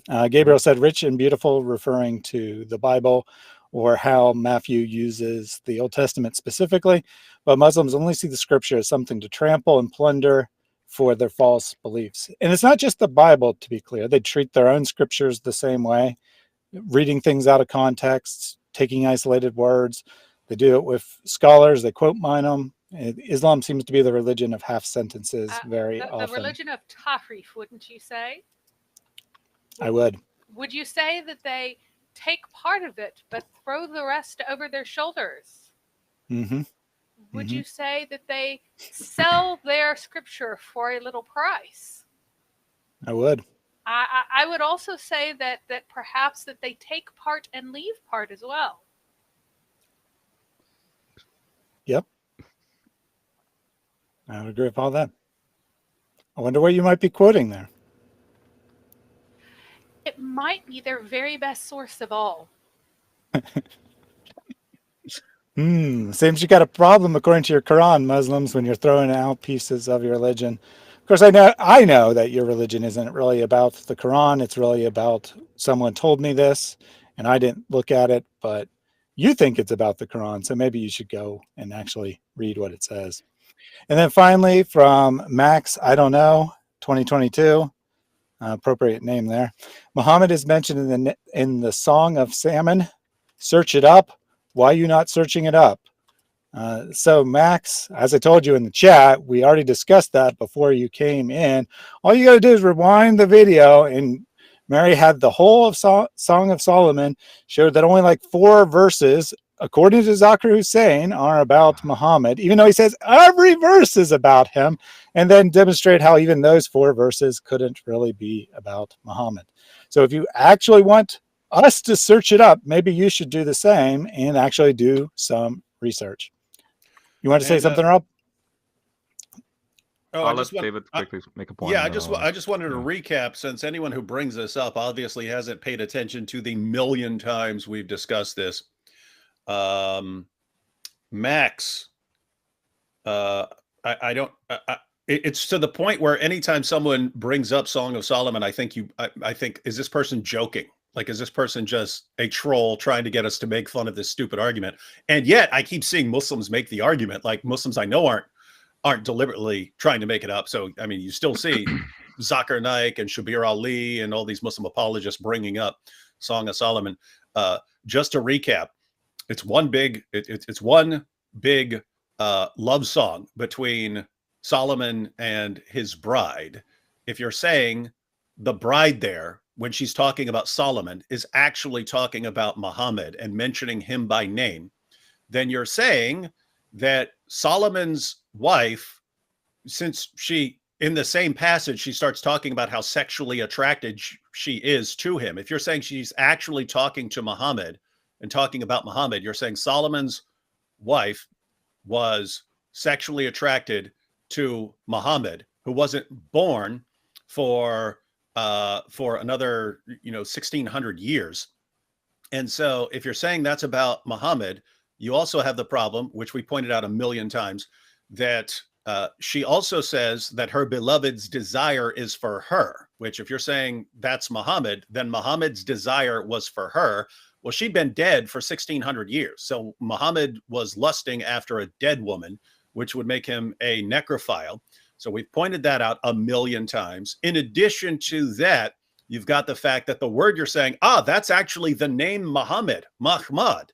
If you're saying that's the name Muhammad, Mahmud, guess what? That word is used in other places in the Old Testament, same word. And in Ugaritic. Yeah, and what you find is Ezekiel's wife is called Mahmud, because it means something that delights your eyes, or something that's beloved to you, or something like that, something that's attractive. And if you're saying that's Muhammad, that wherever that word Mahmud occurs, that's actually Muhammad, then you're saying that Muhammad was Ezekiel's wife, and Muhammad was the woman in that relationship. So Muhammad is a time-traveling transgender wife of Muhammad, and this is my point. And that's in addition to anything else that anyone else has pointed out, because we could point out problem after problem after problem forever with this. But this is what we're talking about when we say it looks like something demonic here. Like what could possess Muslim apologists, Muslim speakers, Muslim debaters when they say, the Quran says that Jews and Christians find Muhammad by name, mentioned by name in the Torah and the gospel. And they say, where do we find that at? The idea that they would go to a passage and say, here's Muhammad mentioned by name. And if you remotely think it through, if you think it through even slightly, you say, okay, if we take this seriously, then Muhammad was a necrophile and a time-traveling transgendered homosexual. It's like, do you seriously want to make that claim? And their answer is, yes, we do. We want to say that about our prophet. We really, really want to say that he's a time-traveling, that he's a necrophile and a time-traveling transgendered homosexual. That's what we want to say about our beloved prophet, because we respect him so much. See, you all need to believe in him. You all need to believe in this time-traveling transgendered homosexual necrophile. It's like, how do you say that about your prophet? And then tell us, now you all need to do the same thing. Yes, defend this and defend child marriage and defend secret second wives and everything. It's like, this looks demonic. This looks insane and demonic. And he was polyamorous. So, yeah, and if you look up, if you bring up what I have, here are all the examples of the word that they say is Muhammad's name. Even though the letters are different, they're just sort of similar, right? And here are examples of what happened to Muhammad. Muhammad's everywhere. Beat your breast for the pleasant fields, for the Muhammad fields, for the fruitful vine. So Muhammad is fields that you need to beat your breast for. Okay, according to this theory, right? Aholah played the whore while she was mine, and she lusted after her lovers, the Assyrians, warriors clothed in purples, governors and companions, all of them Muhammad young men. So people were playing the whore with Muhammad. That's what you're saying, all right? He is Ezekiel's wife, and he is dead. Son of man, behold, I am about to take the Muhammad of your eyes away from you at a stroke. So, a dead wife.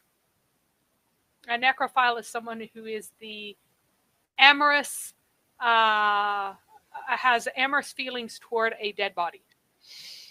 So, and all the vessels of the house of God, great and small, all the treasures of the house of God, these treasures here, these are Muhammad's. All the Muhammads of the house of the Lord and the Muhammads of the king and the princes, all these he brought to Babylon. So he was brought to Babylon. Muhammad was brought to Babylon. You see, it's the proof. Yeah, clearly. He is, let's see. You see? He was Muhammad by women. So it's a verb in some places. There's a verb form of it. Instead of beloved by women. They will lay hands on whatever Muhammad and take it away. So Muhammad's going to be taken away and laid hands on. Our holy and beautiful house where our fathers praised you has been burned by fire. All of our Muhammad places have become ruins. We also, they came, broke down the wall of Jerusalem, burned all of its palaces, and destroyed all of its Muhammads. So all of its Muhammads were destroyed. Max, no, sweetie, you need to pay attention. This is Muhammad. He is killed. He has been defiled, actually, in one verse. I didn't put that one up here. Muhammad is defiled. He's dead. He has been taken away into captivity. Our enemy has stretched out his hands over all her Muhammads. So we're touching Muhammad here. Woo, touching Muhammad. He's defiled. So I shall strip his treasury of every Muhammad. So all the Muhammads have been stripped away. So this is Muhammad, according to you in the Bible, right here. So go ahead and double down on this, Max. Is this Muhammad here? Is Muhammad dead? Is he defiled? Is he carried away? Do they lay hands on Muhammad? I actually liked the example that that Michael Brown used to try and illustrate what these arguments sound like to someone who actually knows the language, right? Like so he knows Hebrew, and he's got these guys, the word Muhammad is right there, and this proves that Islam is the truth, and so on. And he pointed out, he said, this would be like me, saying, hey, I have a friend whose name is Mo, and he's a slim guy. Yeah, Mo is slim. And you guys run in and go, oh, Muslim, he's talking about Muslims. You see, this is a prediction, a prophecy about Muslims. You'd say, oh, do you? No. Like, if you understand what I just said and you understand the language, it sounds ridiculous to claim that I'm actually talking about Muslims there. And yet this is like the cutting edge of Islamic apologetics right now. This is the best of the best. Keep in mind, when it comes to arguing for Muhammad in the Bible, everything we're looking at, as stupid and idiotic and insane as it sounds, Zakir Hussein's probably the best at this. And this is what he's come up. This is what, after 14 centuries of Muslims looking for Muhammad in the Bible, the best that they've come up with so far is what you're seeing here. And notice this should be a pretty big clue that you're dealing with a false prophet, right? If someone comes along and says, the evidence is over there, hey, I'm in that book, and you go to that book and it's like one giant warning, don't believe that guy, he's a liar. You should say, oh, okay, well, I can't trust this guy. He appealed to that book as evidence, and then that book calls him a liar and a deceiver. And that should be a pretty big clue. The book that comes later has embedded in it, this is Tales of the Ancients. So it's like, yeah, wild stuff. This is just a quick, tongue-in-cheek comment, and then I'll get to my question. But according to the logic, right, of trying to find Muhammad in the Bible, I suppose we'll need to rewrite all the Exodus commentaries, because see, look at what God does, right? He goes, Yahweh turned it into a very strong west wind and picked up the locusts okay, picked up those insects, and it blew them, the locusts, toward the yam. So God blew locusts towards all those vegetables. Oh, You know, yeah. yams. Yeah. This is. Yeah. Are we going to now reread yam here as a vegetable? It's a phonetic fallacy, but that's the point. Yeah, guys, Muslims who are watching, yeah. as we said before, we call this the phonic fallacy or the phonetic fallacy or something like that. We say, oh, this word kind of looks like this word in our language, therefore it's talking about this in our language. We've used lots of examples of that. The most common is, which Mary's talked about in previous installments, where the word akbar in Hebrew means mouse. So when you guys say Allahu Akbar, you're saying Allah is a mouse. If you think you can just use words like that interchangeably and say, oh, here's the word in Hebrew, it sounds like this word in Arabic, therefore it's saying that. Also, Allahu in Hebrew sounds like sakana. So so when you're saying Allahu Akbar, you're actually saying suck a mouse. If you think you could just cross over languages like this. And here's the thing: when you hear oh, Allahu Akbar sounds like suck a mouse in Hebrew, therefore when you guys yell Allahu Akbar, you're saying suck a mouse, all right? You would suddenly understand you can't just use languages like this. You can't say, oh, this kind of sounds like this in another language, therefore we'll just use these things interchangeably. And so you would instantly understand that's insane and idiotic. But then when one of your apologists says, oh, look, the word Muhammad is right there, that's like Muhammad. So Muhammad is mentioned in Song of Solomon. And you go, oh, alhamdulillah, the word sounds like Muhammad. I mean, it makes no sense in context in the passage. It makes no sense in context of the book. That word is used multiple times in the Old Testament, and none of them would it ever make sense to talk about Muhammad. But alhamdulillah, our religion is saved. This is the proof. And it's like, how do you, if you want to go down that road, that's up to you. But how do you come on and tell us to accept that and take that seriously? That sounds insane to us. It sounds beyond ridiculous to us.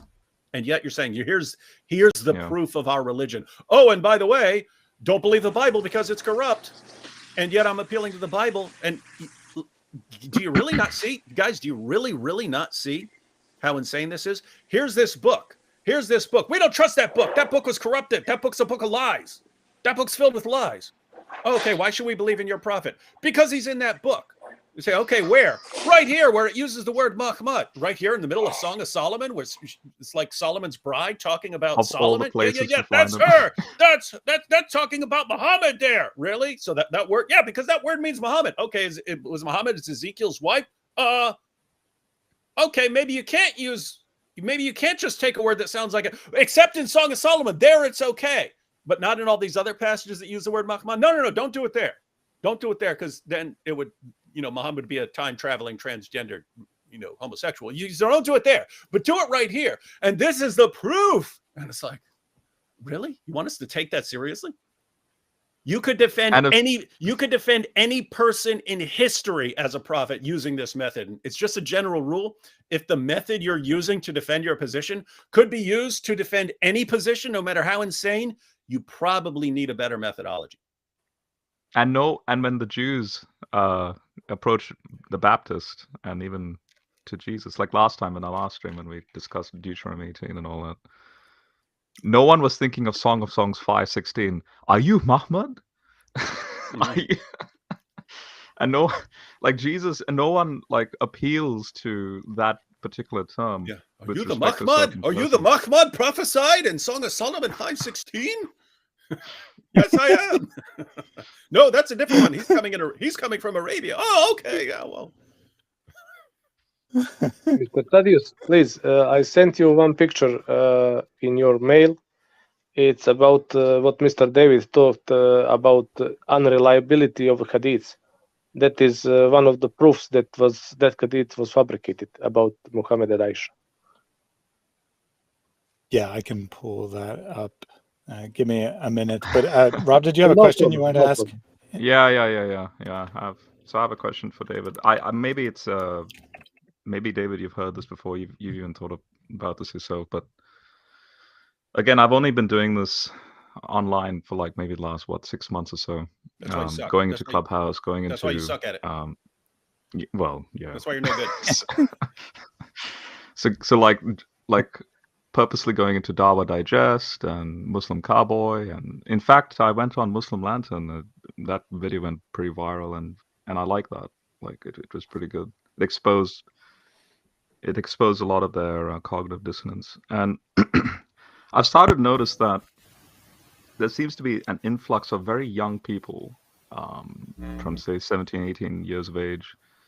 Recently, there was a woman, I think she's 23, who has converted, and all these channels are like just over the moon with like Alhamdulillah, look at this person has given the Shahada and at such a young age, and you'll even read comments like these people are doing more for Islam than even veteran Muslims who know the language, who know the Quran. Like supposedly their testimony, when you actually hear the testimony, it's so shallow. So it's like, what? Are you serious? Like that is the reason why you converted? And then they themselves acknowledge and admit that they haven't even read through the Quran. It's all this like sudden, this emotional euphoria that they get just by hearing Arabic recited or sung, hearing the Quran.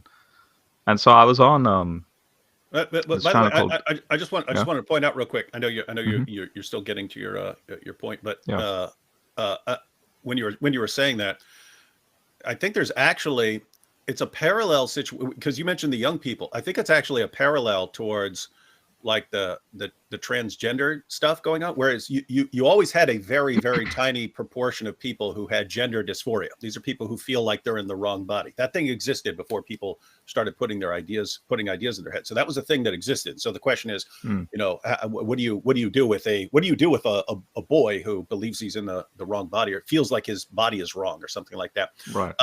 But then once it became recently popular, then all of a sudden, like there's this influx, and there are schools now where like half the population of the school considers themselves transgender now. And it's like, okay, you weren't like that. You weren't just naturally like that. Someone's putting ideas into your head. If all of a sudden all these young people start thinking, this is what I am. It's clear that people are putting ideas into your head. And it's just, if you take young people and say, here is a quick path to attention, suddenly those options will start looking much more attractive to them, right? So anyway, the point here is when you take young people and we've created this culture now, and I mean the entire world right now, where people are dying for attention. Look at me, look at me, look at me. How can I get attention? Well, there are certain things you could do that are quick, easy attention grabbers.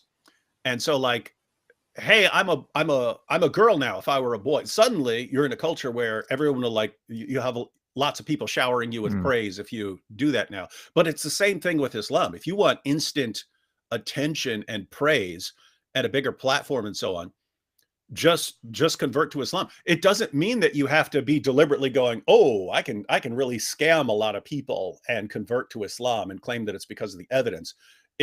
It's built into your head now as you're being told, convert to Islam. It's just somehow built into your head. This will get me a lot of attention too. And it makes things seem like more attractive options and so on. So yet you're getting this younger generation of these people who they don't know anything about Islam. They know nothing about Islam. And yet they're converting to it. And then they're getting showered with praise. And then other people say, you're getting showered with praise you're getting showered with praise by all these people now. I might need to look into that if that's what gets you showered with attention and praise. And so, you are ending up with this younger generation, but it's just funny because it's a younger generation and they become the poster boys and poster girls for Islam, and they have no clue what they're talking about. They don't know anything about it, and yet they become the poster boys and poster girls. So it is this interesting situation. Yeah.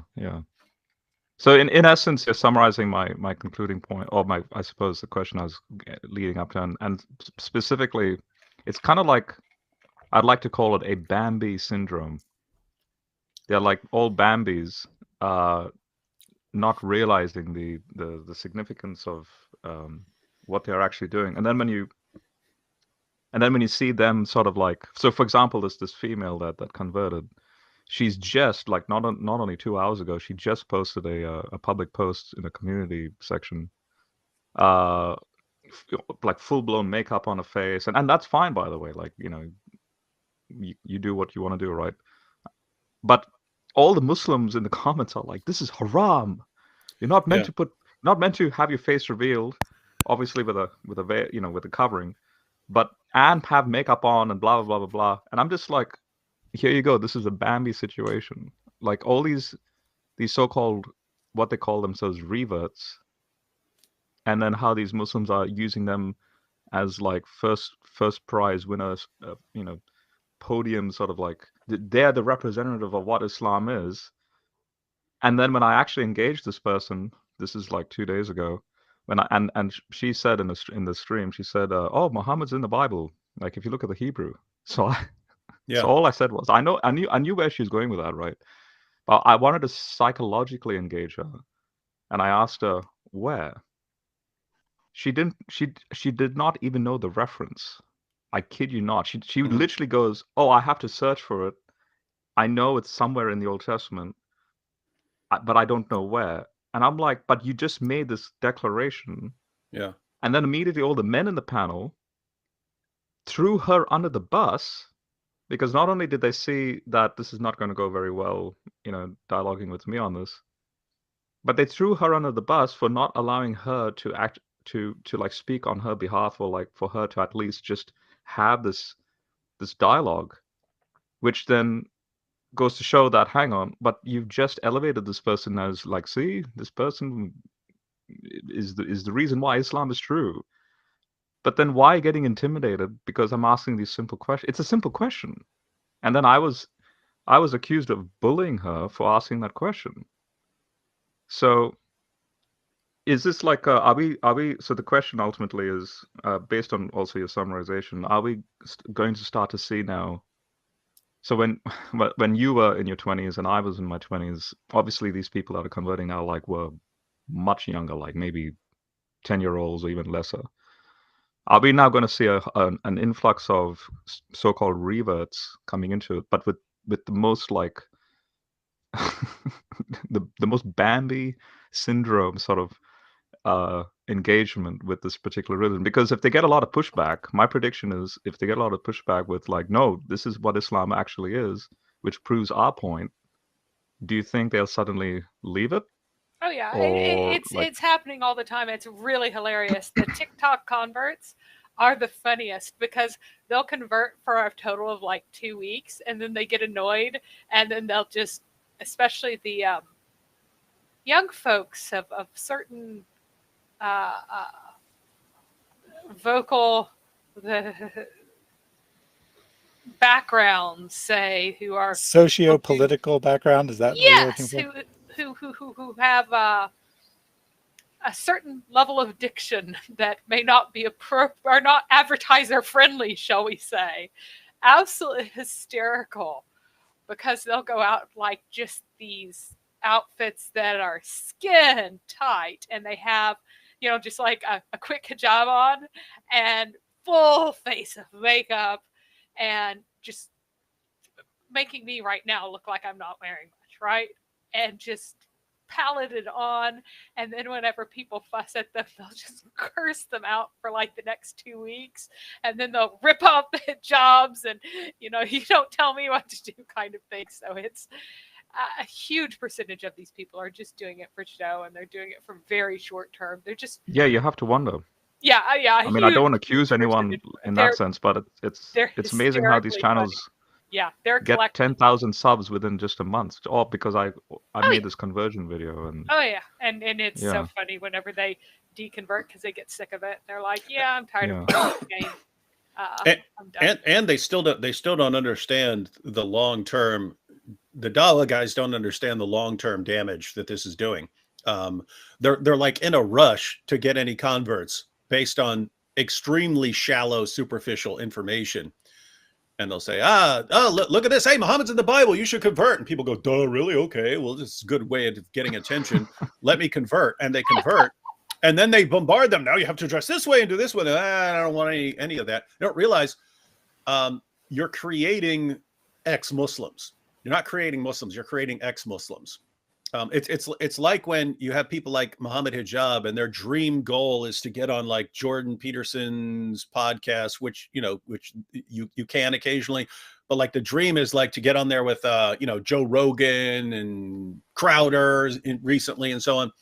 And they want to have access to all that person's followers, knowing that that person's followers don't know a lot about Islam. So we can use the same arguments that have been destroyed for years, but give them to a new audience who doesn't know any better. So this is like the situation on TikTok. Go out and use the same arguments that have been destroyed on YouTube, but go and use them with the younger generation on TikTok, and they won't know any better and they'll convert. Yes, a bunch of people will convert based on the same stupid arguments that have been refuted for a long time. What you don't realize is a bunch of those people are going to leave Islam once they dig a little bit deeper, once they start finding out some of the things, once they see Daniel Hakikachu defending child marriage or something like that. A bunch of those same people are going to go, what? Islam teaches that? I thought this was just oneness of God and then Muhammad's in the Bible. I thought it was just, that simple little thing. Now it's all this stuff about secret second wives and child marriages and stuff like that. And yeah, I'm out of here. And then now you've got ex-Muslims. And some of those ex-Muslims are just going to quietly become ex-Muslims and go about their business. Some of those ex-Muslims are going to be ticked off that you deceive them with a bunch of nonsense, and they're going to be the next generation of vocal critics of Islam. Right. And they wouldn't have been that if you didn't try to dupe them. And so they're creating the next generation of us. Yeah, that's a good point. Yeah. But just quickly, to be fair with us about that woman I was talking about, which those who've seen my channel, I've actually linked that discussion in my channel. I don't want anyone to go and like spam her or something. I actually looked at she uploaded 2 testimony videos. The first one was obviously a little bit Bambi-ish, but the second one actually gave me a little bit more of an insight into her being, I think she's genuine in the sense that she had a very traumatic loss of a child. Her child was 3 months old, and she was 19 when she gave birth. And she's 23 at the moment. And so I'm by the way, this is public. It's not like I'm saying anything I don't, So she actually admitted that she was very close to suicide multiple times and just in a very dark place. And she comes from a Seventh-day Adventist family. But then she had a Muslim friend who showed her, I think it was a Hadith or a tafsir about how Allah protects those who have died very young as babies or something, and so she Muslims. Just so you know, Rob. Yeah. If you are not a Muslim, your children are all in hellfire. So any child born to you before you convert to Islam is in hellfire. Oh yeah. Oh no, I know that. No, I know that. Yeah. So she just converted to a religion that says that her baby absolutely is in hellfire. Yeah, but really she looked because that tafsir is about within Islam, not outside. Yeah, it.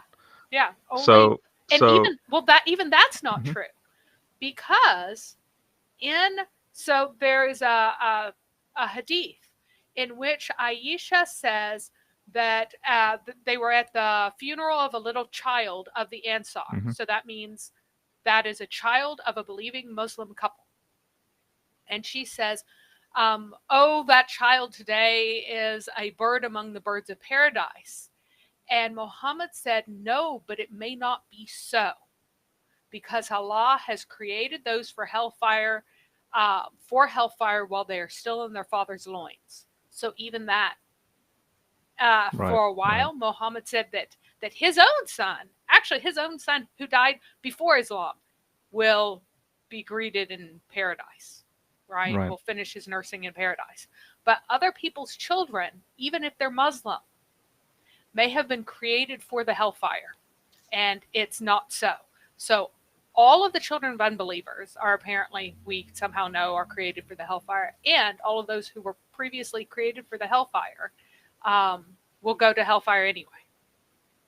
So, and you have one more hadith that goes against all that hadiths. It said that they asked Muhammad, will be like little babies, children that die will say it? And he said, yes. And asked him, even the pagan children? And he says, yes, even the pagan children. So now make up your mind, people. You have three Sahih Hadiths that they're talking contradictory stuff, you know. Yeah, that's Nothing the point. unusual there. So Nothing unusual there. yeah, So I do want to the get. point is, okay. Yeah, go ahead and make the point, but then I want to get back on topic. Yeah. So the point here is that she comes from not necessarily a good background overall in the sense that she's young. There's a lot of naiveness going on. But she's well-meaning, like her approach, her decorum, like she does have I suppose you could say like a gentle spirit, a little bit fiery in the sense like that young sort of energistic. She wants to. She looks like an adventurer. She wants to like explore something. This could be something that could really maybe bring me some sort of lasting peace, and I sympathize with all that, and my heart breaks because again that Bambi syndrome. It's she's just so naive with respect to Islam, but yeah, I recommend you guys check out that discussion. It's in the latest community post. Excellent. Yeah, so getting back on topic, this is what Sasha sent me earlier. It's a bit small, but let me just read this part that is in blue here. In contrast, Middle Persian civil law provided that a girl might marry at the age of 9 years and that consummation of the union need be delayed only until she reached age 12 years, especially, quote, especially if she had carnal desire. So this is from Jonathan Little, I believe, that he is saying that the norm was for people to delay consummation all the way to the ripe old age of 12, i.e. thus it's most likely. Keep reading. Huh? Keep yeah, reading, I was brother. going to. I was going to. In the opinion of the jurist Sasyans, the marriage might even be consummated at age 9 years, provided that the girl was physically mature. Exactly what we say that the sources say. Little is agreeing, although he does say that it's normally, right, typically 12, but then he even goes further and says, at all events, she was supposed to be married before she turned 15. If she refused marriage after that, she had committed a capital sin. So this is the tradition of the Islamic societies that most people weren't sick enough to marry 9-year-olds. Muhammad's a special one in that category, but they were marrying 12-year-olds. And if a girl got to the age 15 without a marriage, she was in grave sin. She was way wrong. This is that Persian, was the not law of Persia, brother. Yeah, But Persia. all Zoroastrian. Mufassirons or Mufassirons, tafsirist was Persian. And in that part of Persia, in that time in Sassanid Empire, this kind of Middle Eastern law was common. So about fabricating Muhammad and Aisha, they used probably this kind of stuff to make that hadith because they knew that Persians will not be outraged by this because one famous Persian scholar said that you can have consummated marriage with 9-year-old girls. And thank you for the clarification. So what Little is saying like then, Dr. Joshua Little said, fabrication. What he's saying, right? What he's saying is this would be the source of the hadith is Persians making up sayings of Muhammad, or in this case, actions of Muhammad, to justify their own desires. Again, back to the earlier point. Come to Islam, where everyone just made up stuff about Muhammad. Everyone was making up lies to make Muhammad in their own image. Therefore, we know it's the true religion because we can pick and choose however we want. No matter what your position is, you can probably find someone who agreed with it somewhere in Islamic history. But one important point is that Little is wrong. What Little said is that according to this era of Zoroastrian belief, it was considered ideal to marry at 9. And it does not say that here. And that consummation at 9 was considered ideal, but it doesn't say that here. It says that a consummation is dependent upon physical maturity, whereas the Islamic sources are all extraordinarily clear that she did not have physical maturity at the time that was consummated, over and over and over again. So if they are borrowing from Zoroastrian culture, they're doing it wrong, because all this stuff, oh, she was 9, she was 9. What this would suggest is that in actuality, she was even younger than this. And instead, the age was raised to 9 to make it seem more acceptable in a Zoroastrian context and less despicable. Not that it was lowered to 9, because remember, here it says that if she reaches puberty, physical maturity, whereas all of the ahadith are completely clear that she still had not reached physical maturity when she's 14. Like, she hadn't reached puberty yet. There's specific events in her life that make it very clear that when she was 14, she didn't reach puberty till she was like 15. And so Little has got clearly the wrong end of the stick here, because what would be happening if there is pressure here? The pressure is to make Aisha seem older so it seems more acceptable, not younger to reach some ideal. Right. By the way, can I jump in? Yes. Welcome, 12-year-old Stephen Crowder. Wait, are kids even allowed in live streams like this? I think the minimum age to use YouTube is 12, so I think he's good. All right. No, minimum age is 5. David, Anyway, why I would you am answer? yes. What? Yes. Hey, Rob, what if someone reaches precocious puberty at 11 months? Can that person be on YouTube then? Let's make an appeal to YouTube to change the rules. All right. Because Daniel said so. No, I was going to say, I was going through your debate with Thaddeus, Kenny Balmer's opening statement. Kenny actually said something interesting, that one scholar of a hadith determines a hadith to be sahih today. Tomorrow it will be da'if. Did you notice that in Balmer's opening statement? Yeah, and this is either Kenny doesn't. I mean, let me put it this way. After our first debate, I was thinking maybe he just doesn't have any clue what he's talking about, and he's deliberately. I mean, not deliberately. He's. If you want something enough, you can start to find reasons to believe it. So I was thinking, maybe he's trying to be honest and just not doing a terribly great job. But I mean, after seeing how much he completely misrepresented Joshua Little and so on, now I think he's just a liar.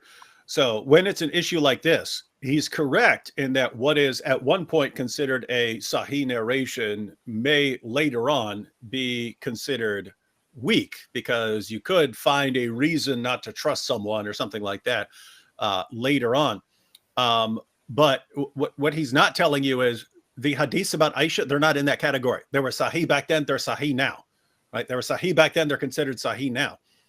The only way to get around the reliability of these hadiths from an Islamic perspective is just treat the entire methodology as one big joke, and to treat the hadiths in general like garbage, which is what Joshua Little does, which is what academic non-Muslim hadith scholars generally think about the hadiths. They think the methodology is a joke. That's why you need a completely different methodology. And they think the sources are garbage written by a bunch of liars and mutated depending on the needs of the community.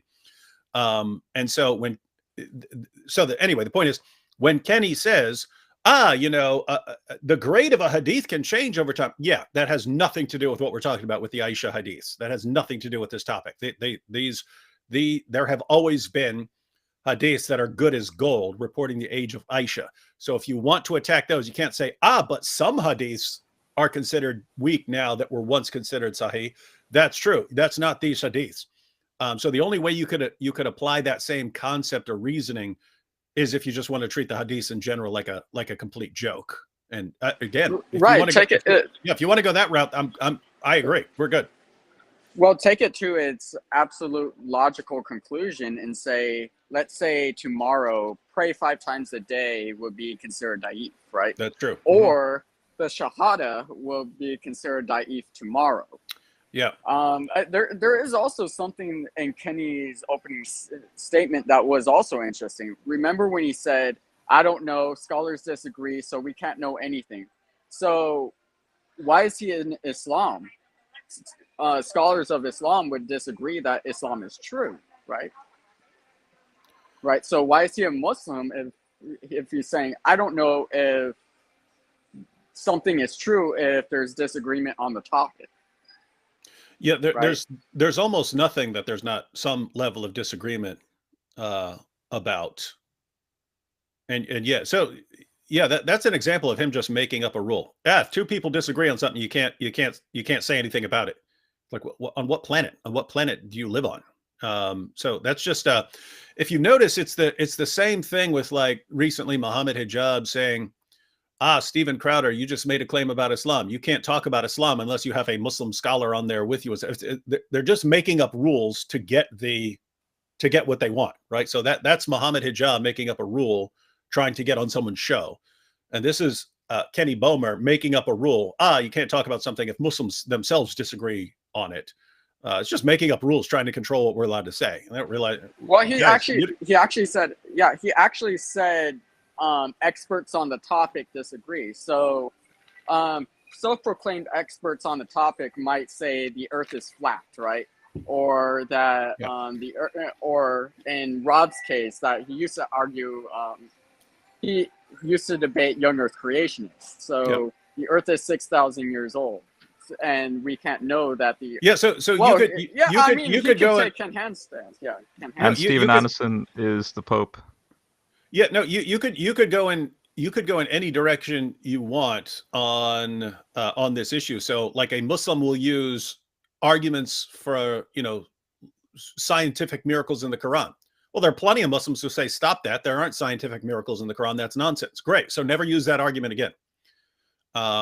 Any passage in the Bible that you could point to that a Muslim apologist would say, that's Muhammad in the Bible. There are other Muslims who would say, no, that's obviously not about Muhammad. Stop using that stupid argument. Therefore, you shouldn't be using that argument, because Muslims, even among themselves, dispute that.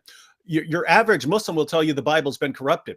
There are other Muslims who acknowledge that the Quran affirms the inspiration and the preservation and the authority of the Jewish and Christian scriptures. So they will say, you need to interpret these things. You need to interpret the Bible in light of the Quran, but you don't get to say the Bible's been corrupted, because the Quran rails against that.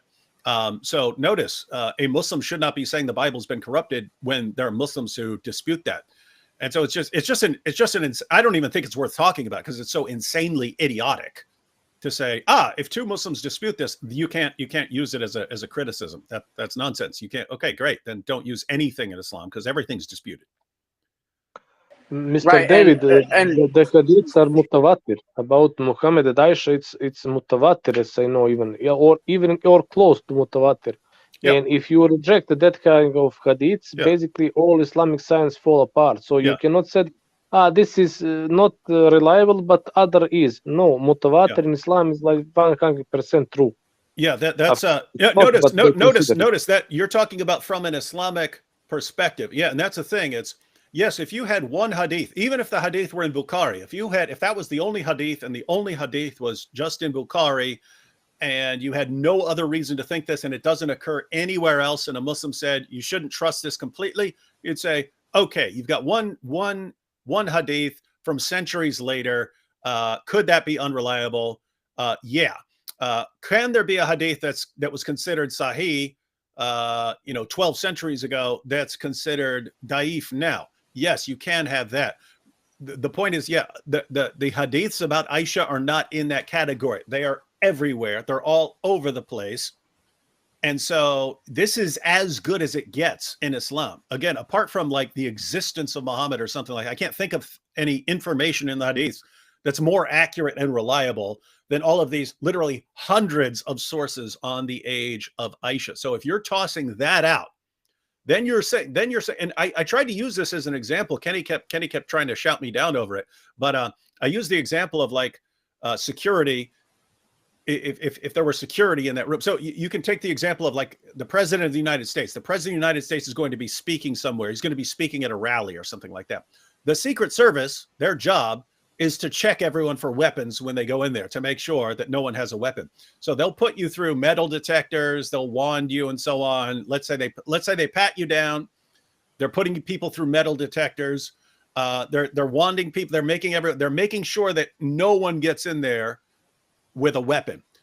If you then have the rally, and let's say there's 1,000 people there, and all of a sudden someone right in the middle pulls out an AK-47, security would not say, oh, okay, let's just get that guy with the AK-47 out of here, and then we'll all be okay. It wouldn't be okay, because if someone in the middle of this who's gone through all this screening has an AK-47, that means your entire method of searching people is garbage. And therefore, it's possible that everyone in there has an AK-47. You can't trust anyone at this point. You have to get the president out of there, clear the room, and come up with a better methodology. Well, that's like these hadiths. When you're saying our great hadith scholars had they came up with this great, brilliant methodology for getting to the truth about Muhammad. Okay, well, it's history. I'm not demanding perfection. I'm not demanding a perfect methodology that gets you 100% reliable information. That's too strict. Anytime you're dealing with human beings doing history, there's some level of probability involved. There's some level of skepticism. You could get things wrong. When you're saying that we had all these different hadith scholars and scholars of different genres, like the you have your tafsir guys, you have your sirah guys, you have these different guys using different methodologies, and they all come to the exact same conclusion that the story about Muhammad and Aisha is as good as gold. It's as good as it gets in Islam. It meets the requirements of everyone, all the best guys ever in Islam, all the best historians in Islam ever, all affirmed the reliability of this story. If you're telling me that hundreds of hadiths were all just fabricated and they passed the requirements of all of these guys, okay, you're telling me that your system is garbage and that you had so many liars lying so frequently that there's just no way to get to the truth anymore.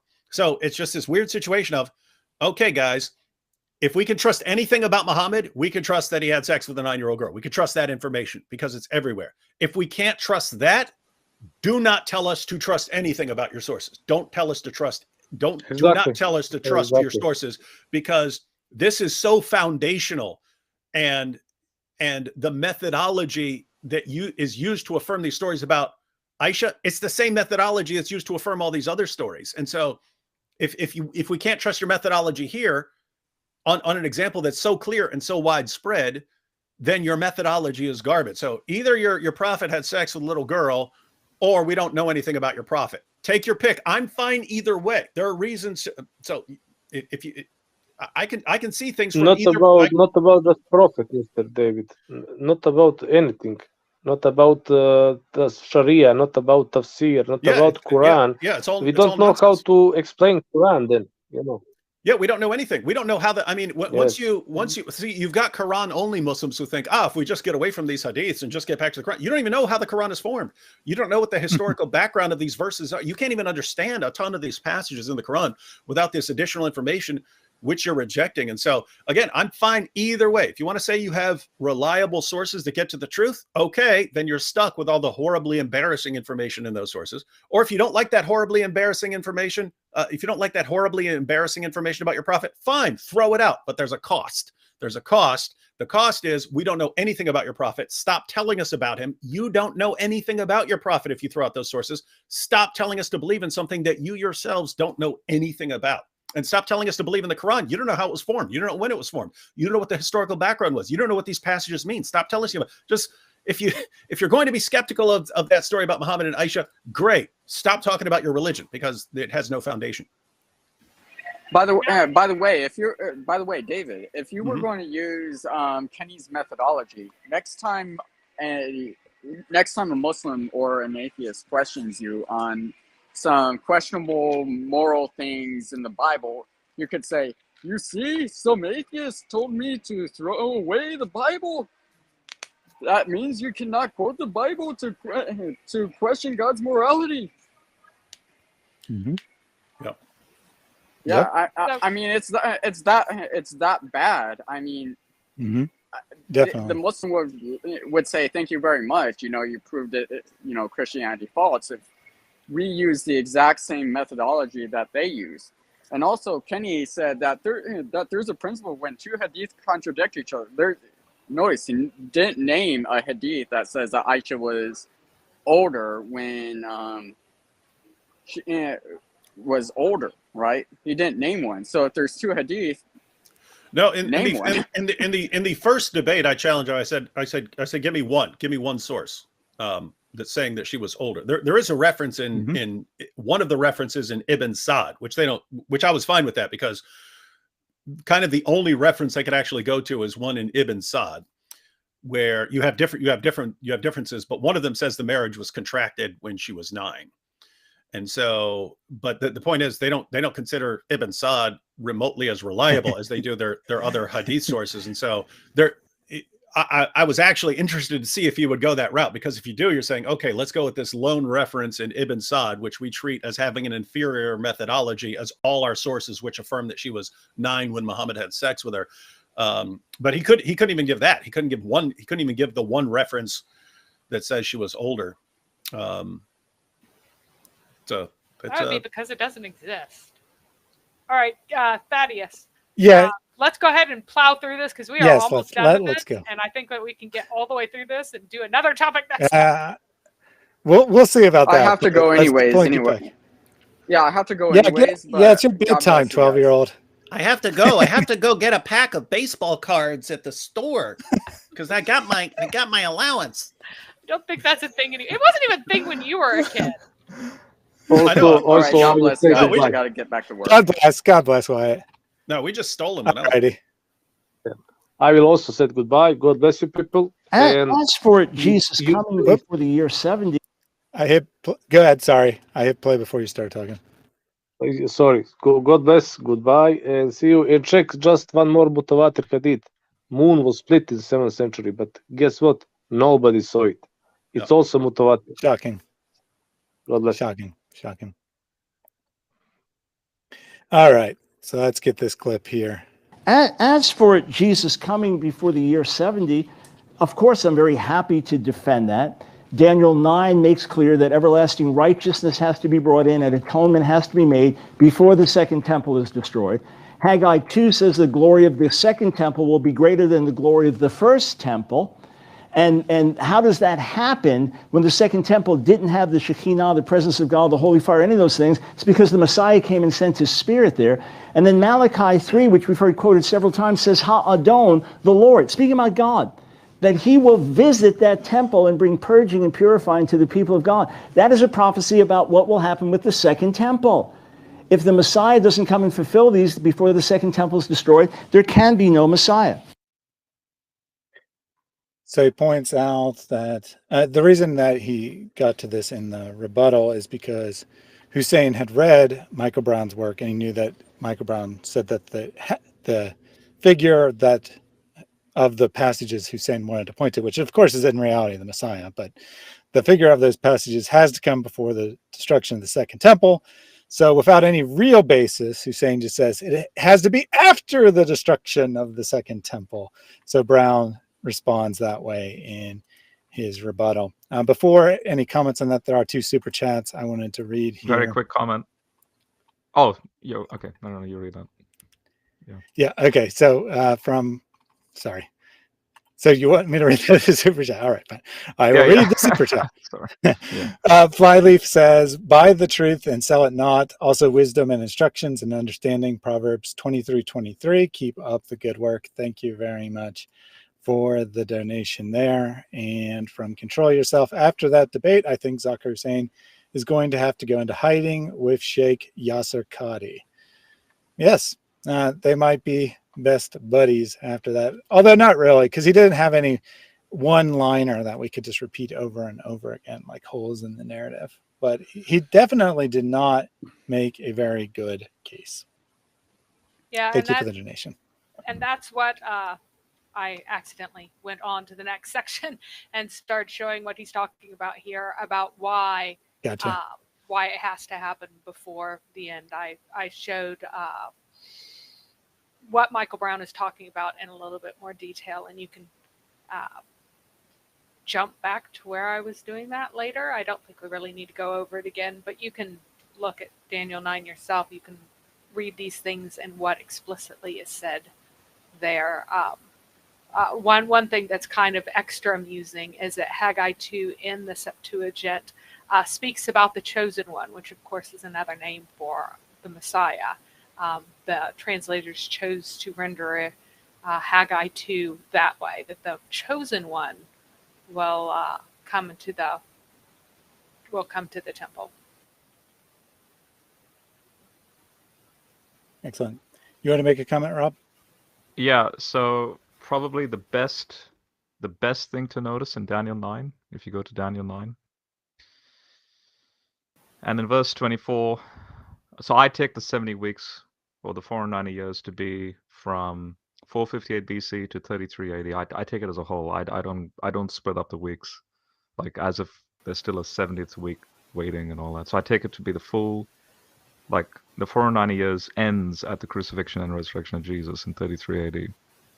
And Daniel himself prophesies, well, the angel through Daniel says, 70 weeks have been decreed concerning your people and your holy city to restrain transgression, to put an end to sin, to make atonement for lawlessness, to establish everlasting righteousness.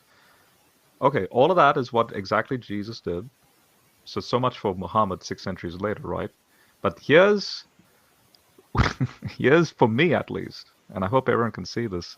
This seals the deal. The next statement, all right, to establish everlasting righteousness, and here's the part of the prophecy, to conclude vision and prophecy.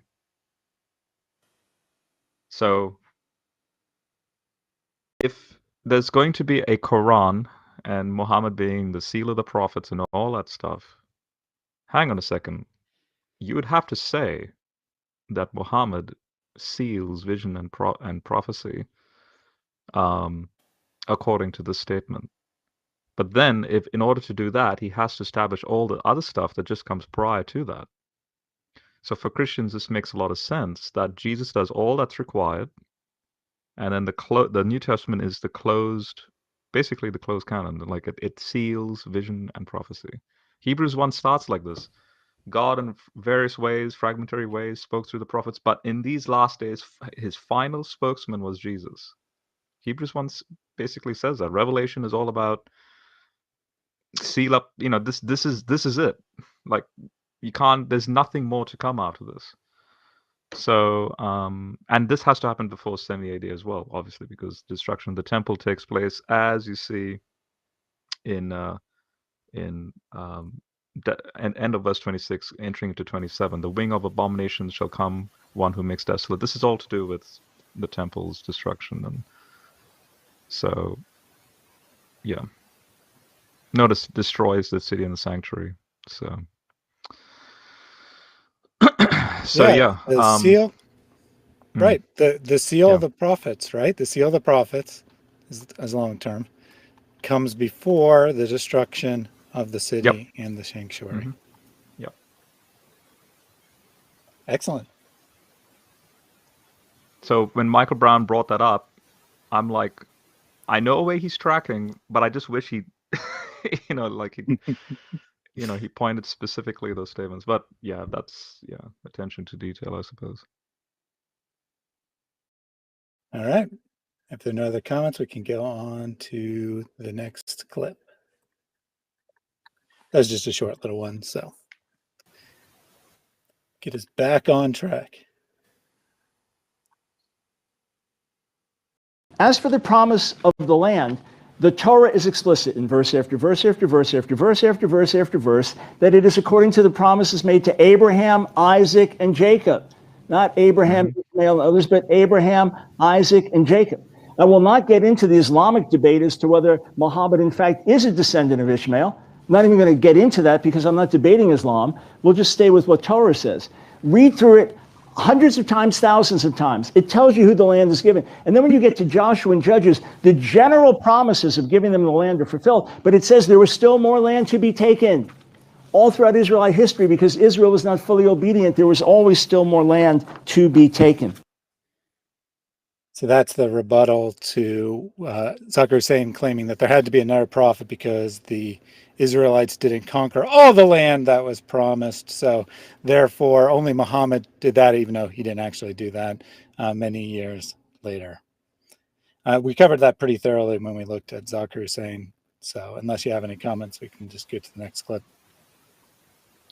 I mean, I could bring this up.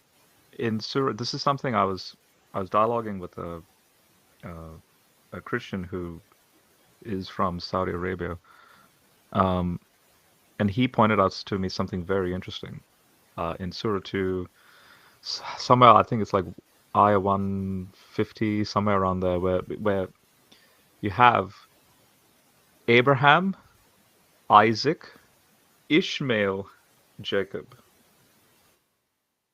and then it continues on, and then the prophets and Jesus, and I'm just like, wow, look how convenient that is, shoving Ishmael into that very Jewish, I don't know, like title for the God of Israel, you know, the God of Abraham, Isaac, and Jacob. Like, what Jew in history called Yahweh the God of Abraham, Isaac, Ishmael, and Jacob? Ishmael wasn't the child of the promise, you know, as you see in the New Testament, that sort of discussion. So yeah, that's sort of my quick comment on that.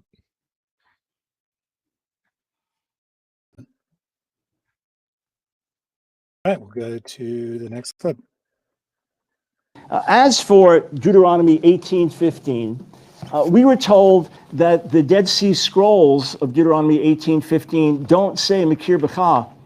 That's because we don't have any Dead Sea Scroll for Deuteronomy 18:15. Please give me the manuscript number, the exact citation of Deuteronomy 18:15 in the Dead Sea Scrolls. According to my Dead Sea Scroll lexicon, it's not found there. If you find something contrary, please bring it to our attention. But do you want the list of where Mikir B'cha from your own midst, where every single time it means from Israel? Deuteronomy 4:3, Deuteronomy 13:6, Deuteronomy 13:14, Deuteronomy 17:7, 19:19, 21:9, 21:21, 22:21, 22:24, and 24:7. Look them up. You'll see without fail. And it's fascinating. We're told that the Masoretic text added these words in to say he had to be an Israelite, only to be told that they don't mean he had to be an Israelite. You can't have it both ways. Also, did we note in Deuteronomy 18, at the end of the chapter, that this prophet, like Moses, will do what? Speak in Yahweh's name. Yahweh, and however you want to pronounce the Tetragrammaton, Yud Hey Vav Hey, is not found in the Quran.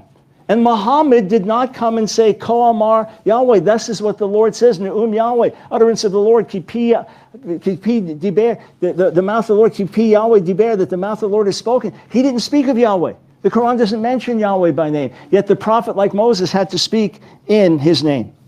Also, where does the Torah say that when Moses said, like me, a prophet like me, that he was speaking of being a lawgiver? Of course, Yeshua gives the Sermon on the Mount, stands on the Mount, and gives God's new and better covenant to Israel. But the Torah itself tells you what like me means. The Torah is explicit. I prefer letting the Bible interpret itself rather than have someone who doesn't even believe the Bible is God's word twist it and make it mean something else. It tells us he will be a prophet like Moses, meaning massive signs and wonders. Jesus often healed all that were sick. Jesus raised the dead, Jesus opened blind eyes, and Jesus himself rose from the dead, which is even more than Moses did, and sent his Spirit so that to this day miracles are done in Jesus' name around the world by the multiplied millions and documented and written about. I would say that qualifies. I would say that is just as good as anything that happened through Moses. As for the ongoing communion back and forth like a man speaks with his friend, Numbers, the 12th chapter, tells us this was the pattern with Moses and God. You can't just say one time this happened with Muhammad here. No, this was the pattern. It was not the pattern with Muhammad. Let's not try to make him somebody who wasn't. I don't understand why your faith can't just stand on its own and argue for Muhammad and what you believe is his greatness and his ethics and his prophecy and all, and argue for that without twisting verses in the Bible. It seems like there's almost a weakness there to have to go somewhere. Don't you have enough support in your own text? It's a troubling thing, to be honest. And as for the definition of from your brothers. That was a very good point. Let's take a look. It's a technical phrase, me'achecha, from your brothers, or me'acha, from among your brothers. Let's take a look at specific verses, all right? because again, the Torah is not ambiguous. And nowhere does it say, by the way, that an Ishmaelite is your brother. It just doesn't say that. It mentions an Edomite, it doesn't mention an Ishmaelite. Isn't that interesting? But let's just look at the verses and see how explicit they are. Deuteronomy chapter 24, as it's speaking and making very, very clear. Deuteronomy chapter 24, and it's telling you that if there is, do not deprive the foreigner or the fatherless of justice, take the cloak, the widows of pledge. Remember you were slaves in Egypt. It keeps going through these various texts. Do not take advantage of a hired worker who is poor and needy, whether that worker is from your brothers or a foreigner. The contrast is so clear. The same about the king. He had to be from your midst, from your brothers, a fellow Israelite. And what was the role of this prophet? The role of this prophet was to lead the nation of Israel. All right, so this was the majority of his rebuttal, because this was the main subject of the main attempt, I should say, by Zakir Hussain was to find Muhammad in Deuteronomy 18. So Michael Brown makes several very good points. First of all, he calls him out on the lie. Well, I guess it's technically a truth, which is probably why Zakir Hussain said it, that there is no, that phrase, in your midst, isn't found in the Dead Sea Scrolls, but it's technically true because the verse itself isn't found in the Dead Sea Scrolls. So Brown calls him out on that.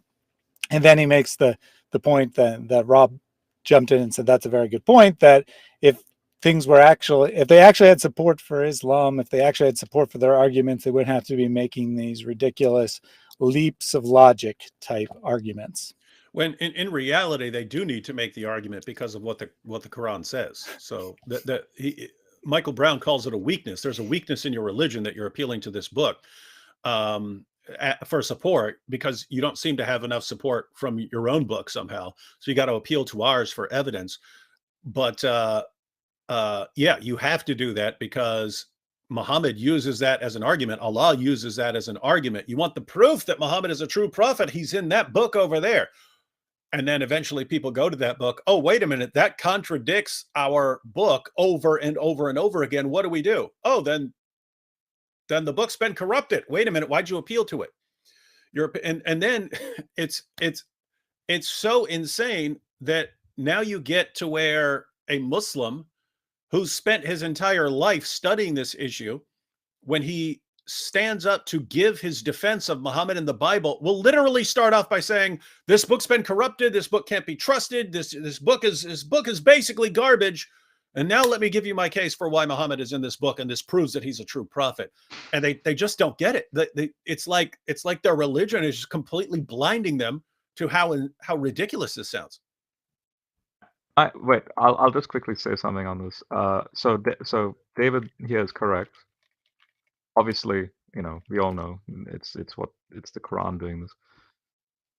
But since I've spent the majority of my Christian walk since 2010, well, 2015 I became a Christian, but basically the majority of the last 13 years, only sticking with high scholarship, everything to do with, say, the ancient Near East and all that stuff.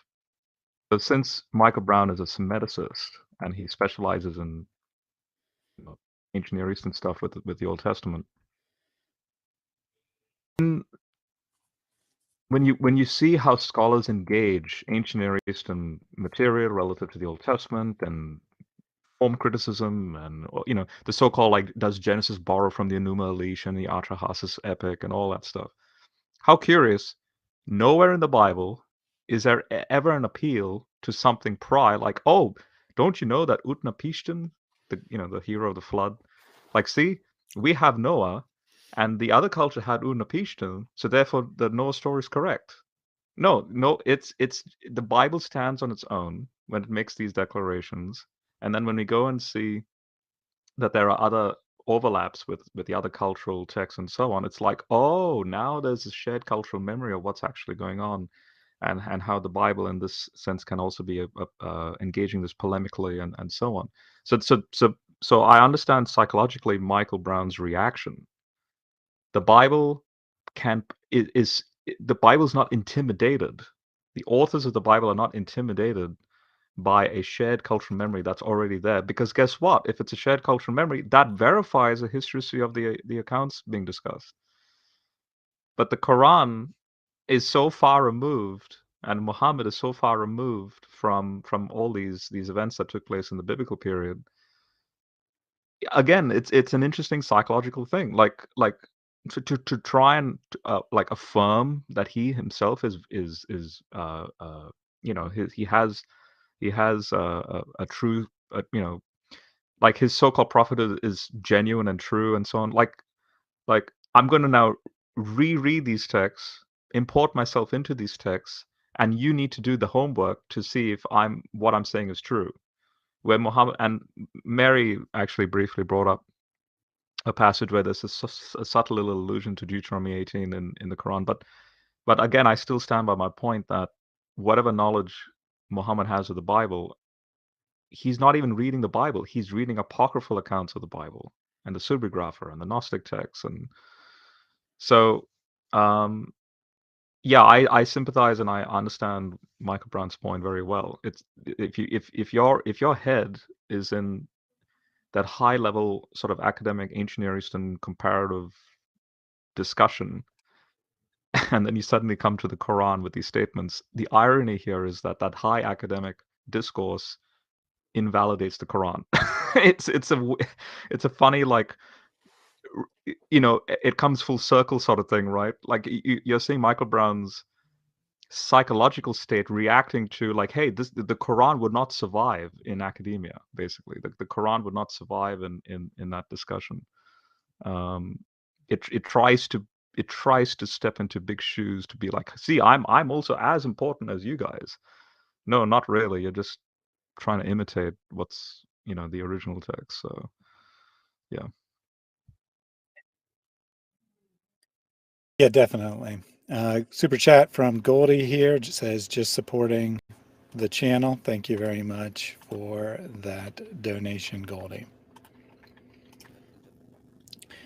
Any other comments on Deuteronomy 18? I know we've discussed all. Yeah, we've discussed all of this, and it's been pointed out multiple times. But just to recap what the passage actually says, you would never in a million years get the indication that this is talking about some. I mean, just listen. So Deuteronomy 18:15. The Lord your God will raise up for you, talking to who? Bunch of Jews. The Lord your God will raise up for you a prophet like me from among you, from your brothers. This refers to their brothers, the Ishmaelites. Really? Their enemies? That's what they're saying God's going to raise up someone for, right? From your brothers, it is to him you shall listen. Just as you desired of the Lord your God at Horeb on the day of the assembly, when you said, let me not hear again the voice of the Lord my God, or see this great fire anymore, lest I die. So they're claiming, we don't want to see God. We don't want the presence of God right in front of us. It's too frightening, and we're worried that he's going to strike us down. So we would like some sort of mediator in between us. Who? In between the community of Israel and God. And verse 17, and the Lord said to me, they are right in what they have spoken. I will raise up for them a prophet like you from among their brothers, and I will put my words in his mouth, and he shall speak to them all that I command him. So the Jews say, we want a mediator between us and the Almighty, because that it's terrifying to be in the presence of the Almighty. And God says, hey, that's right. That is a good point to make. That's a good point to make. I'm going to do that for them. I'm going to give them this mediator between me and them. And the Muslims somehow look at this and say, this is talking about Muhammad being the mediator between Yahweh and the children of Israel that's from among their brethren, but he means their brethren, the Ishmaelites. So this is talking, it's like you have to be an idiot to just read the passage like that, but they're forced to, because this is the best they've got. This is the best they've got to go to in the Old Testament. But so notice, we pointed that out a million times. If you just read this, it's very clear. He's talking about your fellow Jews. And that phrase over and over and over again, from among your brothers, is used to refer to fellow Jews, Michael Brown pointed out, it's never used of anyone else. It's never used of Ishmaelites. It's never used of anyone else. So you've got those problems. But then in addition to that, you've got one, which I don't think Michael Brown talked about, but verse 20, just 2 verses later, the prophet who presumes to speak a word in my name that I have not commanded him to speak, or who speaks in the names of other gods, that same prophet shall die. So it would have been a death sentence to say something, to deliver something as a revelation that isn't actually a revelation from God. Or if you speak in the names of other gods, that would also be a death sentence. So Muhammad did both with the satanic verses. I mean, you could say the entire Quran, but even from an Islamic perspective, Muhammad admitted that he delivered a revelation that was actually from Satan. It was the satanic verses where Muhammad delivered a revelation to his followers saying that his followers could now pray to 3 pagan goddesses because these 3 pagan goddesses would take their prayers to Allah. So that's the story of the satanic verses. Muhammad, and you have in the History of At-Tabari, volume 6, page 111, where Muhammad acknowledges, he says, I have fabricated things against God and have imputed to him words which he has not spoken. This is Muhammad repenting of delivering the satanic verses. What does he say? He says that he has fabricated things against God and has imputed to him words which he has not spoken. What does verse 20 of this same passage say? But the prophet who presumes to speak a word in my name that I have not commanded him to speak, or who speaks in the names of other gods, Alat, Alusa, Manat, the 3 pagan goddesses, that same prophet shall die.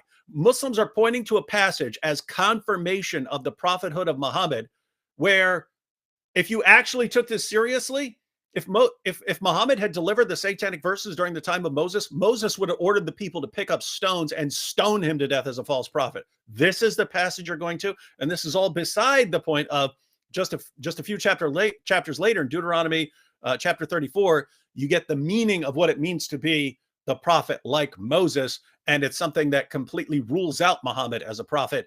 And it's just like, my goodness, it's like you're literally going to a passage that would call for Muhammad to be stoned to death as a false prophet and saying this is the proof of Muhammad. And that's the insanity that we're dealing with in Islamic dawah. Indeed. And there's a reason why he focuses so much on Deuteronomy 18. It's because it's like literally one of the best things they can try to appeal to. But never fear, we have a Muslim in the chat who has refuted us all, corrected our great wrong. You see, he says, if you're honest enough between Moses, Jesus, and Muhammad, look at their history. Moses is more like Muhammad if you are honest. And I didn't save the comment, but his example was Muhammad got married. Moses got married. Jesus didn't get married. Therefore, Jesus cannot be the prophet like Moses. Yeah. And this is what how do they watch all of this discussion and pay no attention? Right? What does it mean to be like Moses? The text tells us. It's not talking about his hairstyle. It's not talking about his favorite breakfast. It's not talking about any of these irrelevant ways that someone else.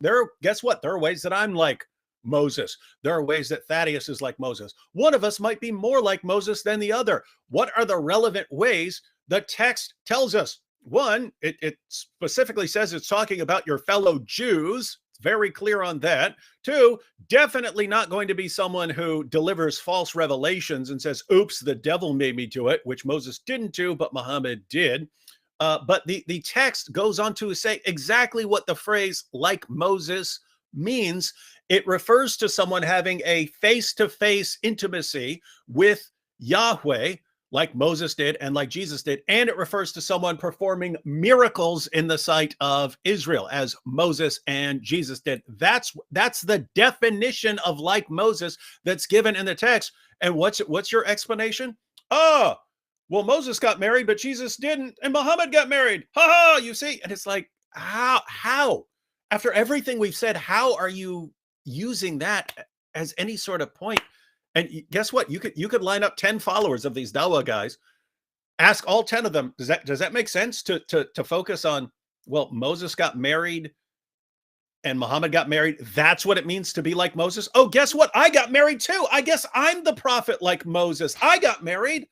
Hey, everyone, I got married. That means I'm the prophet like Moses. Do you not realize how stupid and insane that sounds? What has your religion done to you? What has Since your religion Mary done has to you? the same name as Miriam, so she's the sister of Moses.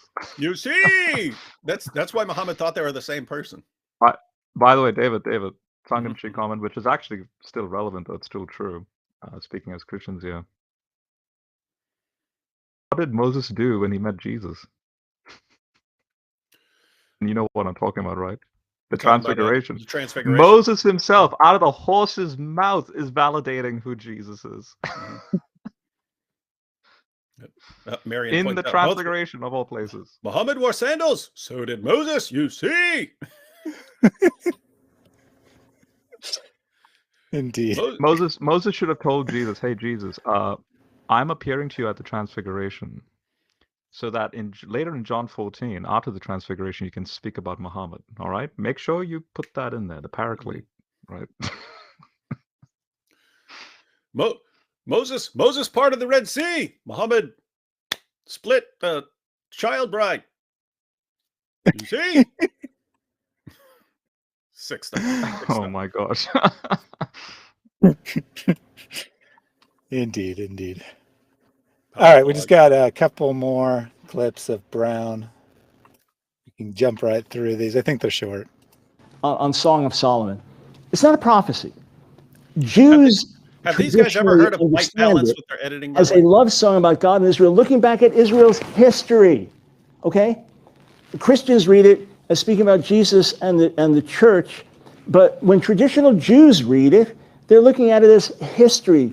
Read the Targum, the expansive Targum, which is a love song of God and Israel. So even if you want to try to apply it there, it goes back. It goes back, not forward. The other thing is, it's remarkable that when Jews and Christians unanimously recognize that the Bible does not speak about Muhammad, that we're told to listen to Jews and Christians about everything but that. Listen to Jewish scholars and Christian scholars who'll tell you everything, but now when they tell you, but it's not about Muhammad, don't listen to them about that. You can't have it both ways. You can't cite them to support you when you know that they actually reject your positions. As for, the mention of spices, what is that supposed to prove? Well, the spices, they had to come from Muhammad, they had to come from an Ishmaelite land. Actually, we know from 1 Kings 10 and elsewhere that Solomon had all kinds of spices imported, that he had spices from all around the world. And it says he's going into his spice garden there in Jerusalem. There, in addition to David noticing that their white balance is very off, the Soko. Yeah, that's actually it's actually very simple. Whoever edited this, you can do this in Final Cut. You can actually you can zero it in and point to the wall in both the clips, and it will match up their colors, and then everything looks totally good. That's just some help for whoever the editor was. Because notice, anyway, for anyone who doesn't know what we're talking about, notice the wall looks like orangish yellow here, and then in the others it looks gray. That's called white balance. That means your camera doesn't always know what white is, and so it's film. You have to tell it what white is. So you can do that before you actually start filming. You can set the white balance beforehand, or you can also do it if you've forgotten to do that. Then you could do it with an editing program, and then you don't end up with this travesty of justice here. Yeah, the two cameras were set way different because they're switching between two cameras is what's happening, and they're way off of each other. But on the actual debate here, of course, we already discussed Song of Solomon in a good amount of details, but I did appreciate Brown bringing up the spices and being like, well, actually, we know where the spices are coming from, and it's not Mecca. So what are you even going on about? But I mean, think about the level of desperate. Mention spices. Muhammad is the only place in the world to get spices. Like what? Exactly. The Ishmaelites, they were the only people in the world who ever had a spice. Their spices did not exist until the Ishmaelites came along. You see? Well, the funny thing is that his actual argument is that it was a specific mastic plant Yeah, I keep muting myself accidentally. But it was a specific mastic plant. And he's saying that that's the same as the balsam, as in the balsam of Gilead, which isn't the same thing. They're different plants. And he's like, oh, that balsam plant, the balsam of Gilead, which, you get, the people in Israel got from Gilead, which is why it's always called the balsam of Gilead over and over and over again, because that's where they got it. Well, it also grew in Mecca, so it's really talking about Mecca, even though every time it mentions a place in conjunction with that, it explicitly mentions the place Gilead, balsam of where? Gilead. But no. Actually, it means Mecca, and even though, they're completely mixing up a ton of things and deliberately trying to confuse them to try to make it point to one place. The usual argument is a little bit more overtly obtuse. This one is more subtly obtuse. It's a subtly obtuse, stupid argument rather than a very overtly stupid argument. Absolutely. I do have a comment here from Lorenzo Chimlis. You remember your old buddy, Lorenzo, David, from years and years ago? This is David Wood, the Quran. I don't know what that's supposed to say. The entire Quran is corrupted, as I made clear with you in our debate. As a neophyte in Islam, the Quran takes a line item approach to Quran. Any clue what? I just brought this up because he's in the chat, like beating his chest about how great he is and how he would defeat you and destroy you. And I have no clue what this is even supposed to mean. You don't know what benevides is? Come on, man. That's the proof. Like, even ignoring that word, it seems like he's saying part of the Quran is corrupted. I don't know, but he's a Muslim, so. No, the entire Quran is corrupted. You just said it. As I made clear with you in our debate. As a neophyte in Islam, the Quran takes a line item approach to Quran. I don't know what any of this is saying. Yeah, I'd say move on. Let's do it now, coward. Me against you all. Just let me talk. Give me respect and equality, Tim. And equally, Tim. Who's Tim, anyway? Yeah, equally. Yeah, I don't know. Okay. I guess that's me. No, it's equal time is what he's trying to say. Okay. I translate incoherence. So he can't spell time, but he wants equal. He wants equal time, but he can't spell time. All right, go ahead. All right, let's go ahead and get the last portion of Brown's rebuttal. Listen to the clear sense of the text. And as for Isaiah 42, 49, 50, and 52:13 to 53:12, in point of fact, they speak of one and the same servant. The servant of 49 is rejected by his own people, yet becomes like to his nation. That is the servant who is beaten by his own people in 50, who dies for his own people in 53, and rises from the dead. And who is that? Muhammad? No. Jesus, the Lord. That was a powerful way to end. Yeah, I'm assuming you guys talked a bit about the servant songs. You got 4 of them in Isaiah. So you've got Isaiah 42, 49, 50, and then end of 52 through 53. But you have these servant songs, and they're all connected. You have in Isaiah, you have multiple servants. So you have the nation of Israel as a servant. Then you have Cyrus as a servant. Then you have this other servant of these 4 servant songs. But in the same one, it's one of this servant is called in Isaiah 49. He's called he's basically the new Israel. It's that it talks about Israel, but then talks about this servant bringing Israel back. So he's called Israel, but he also brings Israel back to God, and so on. So notice this ties into the verse in Matthew, which talks about the son coming out of Egypt. And it's pointing out these parallels to identify Jesus as the person who is the new Israel. And it's like, I mean, my goodness, guys, this is like, these servant songs are like the gospel in the book of Isaiah. They're the gospel in the book of Isaiah.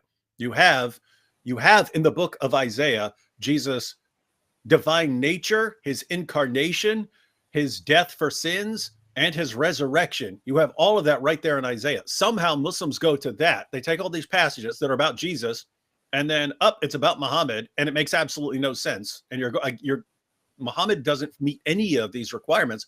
What are you talking about? And what they're really doing there is in recent years, they've gone on to progressively more vaguer and vaguer prophecies, right? Whenever they're looking at something specific, normally all we have to do is read the surrounding verses and it completely refutes Islam. When it gets extremely vague and it's talking about spices or something like, aha, this is talking about Muhammad, and they'll make that, it's far less clear that these passages are talking about Muhammad, but you actually have to dig deeper into why they're talking about someone else. And so it's this game of Islamic musical arguments where anytime they point out something, they'll use an argument until you refute it, and until people know how to refute it, and then they'll suddenly just switch arguments, like that was never an argument. Our argument is this passage over here, and it's pretty sad and pathetic. Definitely. So we had a related request earlier from Appy Frenzy. Could you please do a stream with the same eminent panel on Isaiah 53? The Dawa gangsters are busy putting Cyrus in there. And then you followed up with Dawa gangsters are putting Cyrus in. Now notice how you would do that, because I just said it. I just said there are multiple servant passages in Isaiah, and they're talking about different servants, and you have to look closely. But the passages about this suffering servant, you can tell they're clearly talking about someone different from Cyrus, because Cyrus is the one who comes along and he just crushes everything in his path. You have these servant passages about that, but then when you get to Isaiah 42, then it's clearly talking about a different servant. It's talking about someone who, when it says a bruised reed he will not break, and a smoldering wick he will not stuff. It's talking about someone who has a much gentler and milder approach. But then by the time you get to Isaiah 53, it's him suffering and being pierced for our transgressions and then rising. And this doesn't sound like Cyrus at all in any sense. But so I think I would guess, I have no familiarity with anyone trying to say that Isaiah 53 refers to Cyrus. But if no scholar mentions it. Yeah, if someone did, it would just have to be the level of superficiality which would be needed there is, earlier Cyrus is called a servant, but this is a servant, therefore it's talking about the same servant. Guys, these passages are definitely and indisputably not talking about the same servant. They're talking about multiple servants in different ways. The best, because even Brown speaks about this in his works, but there's a scholar named G.D.W. Watts for the Word Biblical Commentary. He proposes, I think, the best. There's a number of options. There's Isaiah 53 about Hezekiah. I used to believe that, but I think it's actually about Zerubbabel, happenings between Zerubbabel and Darius. So that being said, Zerubbabel, the name Zerubbabel means seed out of Babel.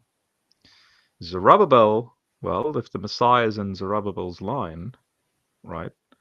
Well, then Isaiah 53 in the Qumranic and also the Second Temple discourse becomes messianic, and then the New Testament appropriately uses Isaiah 53 to flesh out even more so precisely the finished work of Jesus on the cross and all that stuff. What we looked at Daniel, Daniel 9, resurrection language. He made his soul there's atonement for sin, redemption, substitution taking place. So it's in other words, it's a double fulfillment. You have it speaking about Zerubbabel and the happenings between him and Darius, and then Jesus comes on the scene and fulfills it. But to connect Isaiah 53 to Cyrus, it's a new one. I've never read. No liberal scholar or evangelical scholar has connected it to Cyrus.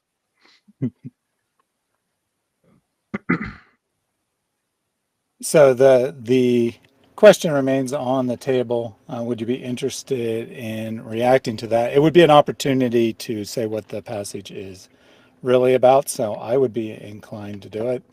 But what would other people's interest in that be?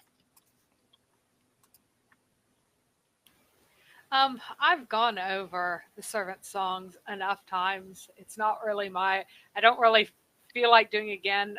It would just be very silly to have put Cyrus in there. For heaven's sake, the suffering servant was seen as one entity, one being, one person, consistently, and all the throughout the area of the event.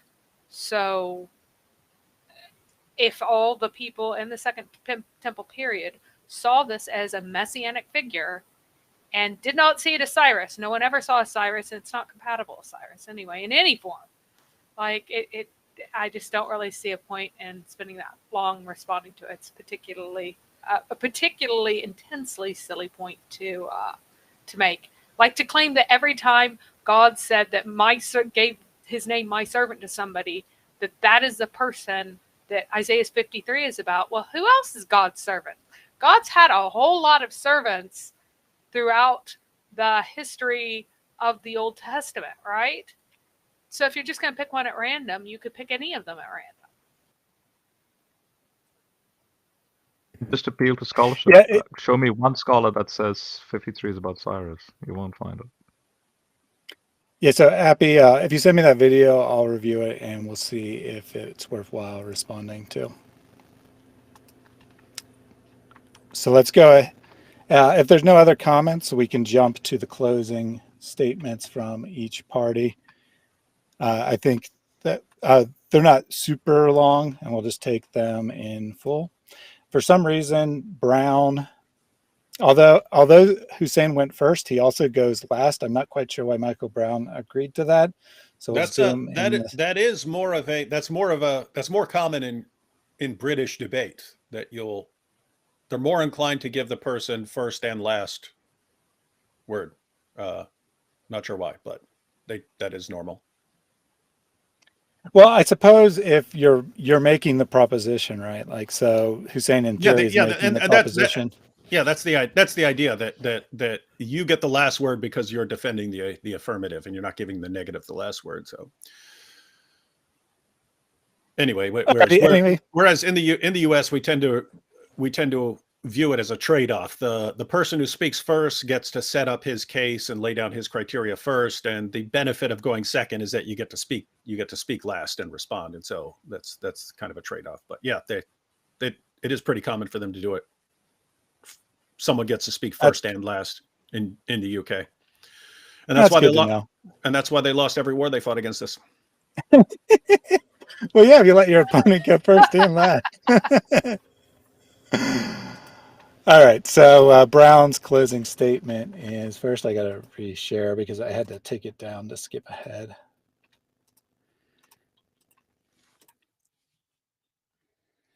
So just in this, not much was said in the second rebuttals. It was mostly just repeating the same arguments. So we'll go ahead and jump to the end here. I can't get to the screen for some reason. There we go.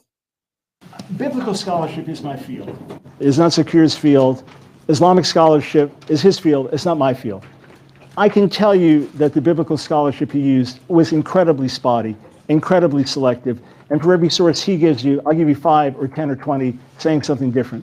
There is a reason why you can read many, many different English translations, and on all the key verses. Did you want to jump in, Rob? No, I'm just saying, see, notice how I forgot Brown said that, but do you see how he's that psychological thing is kicking, and he's like, look, biblical scholarship is my field. This is a joke. Honestly, it's an absolute joke. Go to high-end academic scholarship with respect to the Bible. It doesn't. You can even go to the most liberal commentaries and papers and so on, and that still does not come. These statements that Zach is trying to assert, or Muslims in general trying to assert, you won't find it. You will not find it. You know, if they're so if these statements are so like novel and grand and true and blah blah blah blah blah, go write a peer-reviewed paper and make your defense and see how, say for example, the Journal of Biblical Literature, how they'll, or SBL, go to SBL, give a paper at SBL, Society of Biblical Literature, see how they'll react. They'll laugh at this. This Yeah, is they'll no, laugh. it's no different. It's no different to those ancient alien conspiracy theorists who say that there's a UFO in Ezekiel 1. That's the type of interpretation that these people are making with respect to the Bible. Yeah, you get laughed out of the room at SBL or any other academic conference. But notice the parallel, by the way, right? It's when they're going to the Bible, they're going to a massive book that's actually a collection of books, and that massive collection would call Muhammad a false prophet. In other words, if you were to read the entire Bible, beginning to end, and then were to look at the case for Muhammad, you would say that guy is the most obvious false prophet in history. All the criteria that we have in the Bible for spotting a false prophet, Muhammad meets those criteria, and all the criteria of a true prophet, he does not meet those. So this guy is an obvious, indisputable false prophet. Somehow they'll go to that book, cherry pick little tiny things that they can then use, but they're cherry picking from a book that calls Muhammad obviously a false prophet, right? But notice, following that methodology, they're doing the same thing with scholarship, right? Let's go to scholarship. Let's go to all these various scholars and all these scholarly writings and all these scholarly commentaries, all of which agree there's no way this is talking about Muhammad, but we'll cherry pick little quotations from these scholars and try to put together a case that Muhammad is a true prophet, even though all of the people writing these commentaries and articles and so on would acknowledge there's no way this is talking about Muhammad. But they've been trained by a methodology that has been developed for centuries to, you can look at a million different things right in front of you, and they will just fixate on the one that they can somehow twist into some kind of evidence for Muhammad, even if the whole is crying out, there's no way this guy's a prophet. There's no way this guy's a prophet. They somehow ignore all of that, fixate on the one little detail that they can twist into a prophecy of Muhammad and say, you see, it's so clear. And it's clear. It's clear that you got some problems here. And David, so when I was on that stream with that 23-year-old woman that converted, so I'm bringing this up with respect to scholarship, right? And consensus, peer review, all that stuff. I kid you not, all the people in the comment section were saying, Rob, you're worshiping your intellect. You're worshiping academia. Like that's what you're really doing. And I'm like, well, hello, it's because of that we have what we have, and how we make progress, and how we ought to think rationally and critically, and like that's how you function in life. It's not like you just suddenly decide to go, oh, 2 + 2 is 5, and and yam, now can mean a vegetable when I read Yam Suf. It's just no, and anyway. And it's just completely hypocritical. If they had one of their apologists who had any scholar in the world who somehow agreed with them on some point, they would all instantly use that. If you then immediately started pointing to the same scholar where he refutes what they say, it would be, you're just worshiping your intellect. How dare you quote that guy? It's a very strange methodology. But again, you could use this methodology to defend absolutely any position. If I wanted to say that Thaddeus here is a prophet because the Quran predicts him, I could go through, twist a couple of Quran verses and say, you see, this is clearly about Thaddeus, and then ignore everything else that completely refutes me. I could do that. It's like, how do you defend your prophet using a method that could be used to defend any person in history as a prophet? It's like, wow. Exactly. So before we finish this closing statement, sorry, looking for the words there. I wanted to read this comment from non-profit organization. Thank God for the Isaiah scrolls written between 150 and 100 BC. Cope and see the Abduls. You'll never find any evidence like this for Mo. No prophecies for this fake messenger. And I want to bring this up because, this is what real evidence looks like. You point to historical sources, you point to documents, you make arguments about those documents. Whereas in Islam, you take half a sentence out of context and pretend there's nothing else to be looked at. You look at as little as possible. Whereas at Christianity, and I always encourage everyone to do this, whether they're Christian or not, is to look at as much evidence as you can, because the more evidence you look at, the more it becomes apparent that Christianity is the truth. All right, let's go ahead and get back to the clip. As we looked at, there is unanimity and harmony because they simply say what they say. And if there's a question about a potential manuscript that is missing a word here, you find the same truth stated elsewhere. So let me encourage you again. Read John 14 through 16 alone with God and be honest. And say, God, is this speaking about Muhammad or the Holy Spirit? Now, when you conclude that it is the Holy Spirit, the only possible right conclusion, it doesn't mean Muhammad is a false prophet. It doesn't mean the Quran is false. It just means what was presented tonight is false. But it does raise questions. If that's one of the key passages that's used to point to Muhammad, and it's impossible that it could refer to him contextually, exegetically, linguistically, in any way, then you have to wonder, maybe this idea in the Quran that the Bible speaks about Muhammad, maybe it's not right. When Deuteronomy 18 is explicit that he had to be a fellow Israelite, and he had to be a great miracle worker who communed with God face to face as Moses did, and that can't possibly be Muhammad. And that's a major text that's drawn to. You have to question, maybe it's not accurate when the Quran tells us that the Bible speaks about Muhammad. And when you have to read all kinds of things that this is my field, and I'm sitting here thinking, I can't believe this argument's being made. This is extraordinary. Not extraordinarily brilliant, but extraordinarily impossible. From Song of Songs and prophecies of exile and Saudi Arabia and all of this. If that's the best anyone can do, and if you have to mispronounce names, if you have to create a Muhammad which does not exist and cannot exist in Hebrew, grammatically, morphologically, and then try to rhyme it with another word, you realize, wow, this is terribly weak. And then here, I just read a whole passage earlier, 15 verses without commentary that explicitly speak of the death and resurrection of the Messiah, of his great suffering. I don't need to put any kind of interpretation on it. So be honest with yourselves. Be honest before God. I want to say this candidly. As a Jewish follower of Jesus, I know what it's like to be rejected by my people because of my faith. There's a price to pay. And some of you in becoming Muslims have been rejected by your families. There can be a price to pay for our faith. And for a Muslim to acknowledge Jesus as Messiah and Lord, that's a very, very high price to pay. But I want you to know he's infinitely worth it. And he says to us, if you save your life, you lose it. If you lose your life for my sake and the gospel, you'll find it. He is worth living for. He is worth dying for. And eternal life in him and fellowship with God is our eternal reward. I also want to say this.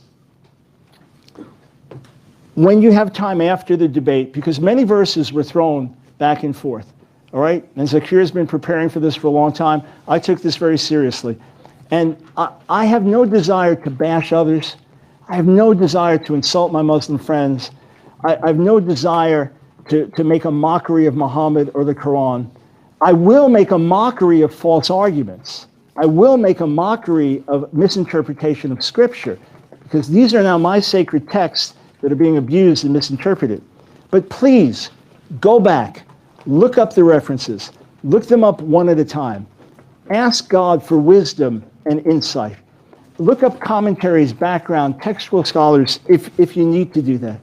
And yes, yes, yes, Ha Elohim, the God, Elohei Ha Elohim, the God of gods is identified explicitly as Yahweh in Scripture. It's amazing to me that critical scholars who reject the authority of Scripture are quoted, whereas if I quoted critical scholars of the Quran, they'd be thrown out. So we've got all types of mixing and matching. Why? Because Zakir had an impossible task. I appreciate your zeal, your passion, your preparation, your hard work. It was just the wrong debate to have on the wrong subject. If you want to debate, is the Quran the Word of God or the Bible? There are many of us Christian scholars of Islam that are happy to do that. That's not my specialty, so I want to be fair to you as Muslims, but not argue things that are not my specialty. What is my specialty is here. Is Muhammad prophesied in the Bible? Absolutely, categorically, no, not a chance. But Jesus wonderfully is. Wow, But that was Jesus powerful. wonderfully is. That was powerful. He hit Yeah, I all love the that. he hit all the points he needed to bring home there at the end. That was good.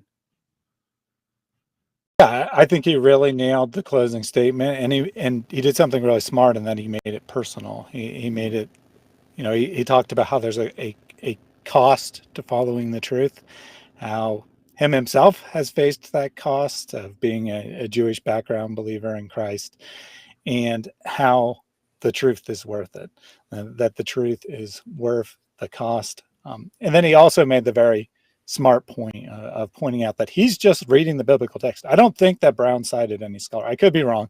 I don't think he cited any outside sources. His entirety argument was based on what the Bible says, whereas Zakir Hussain is cherry picking these quotes, probably misrepresenting people, going to sources that, as Brown brightly points out, if they were given against the Quran, the same type of sources, Muslims wouldn't remotely consider them.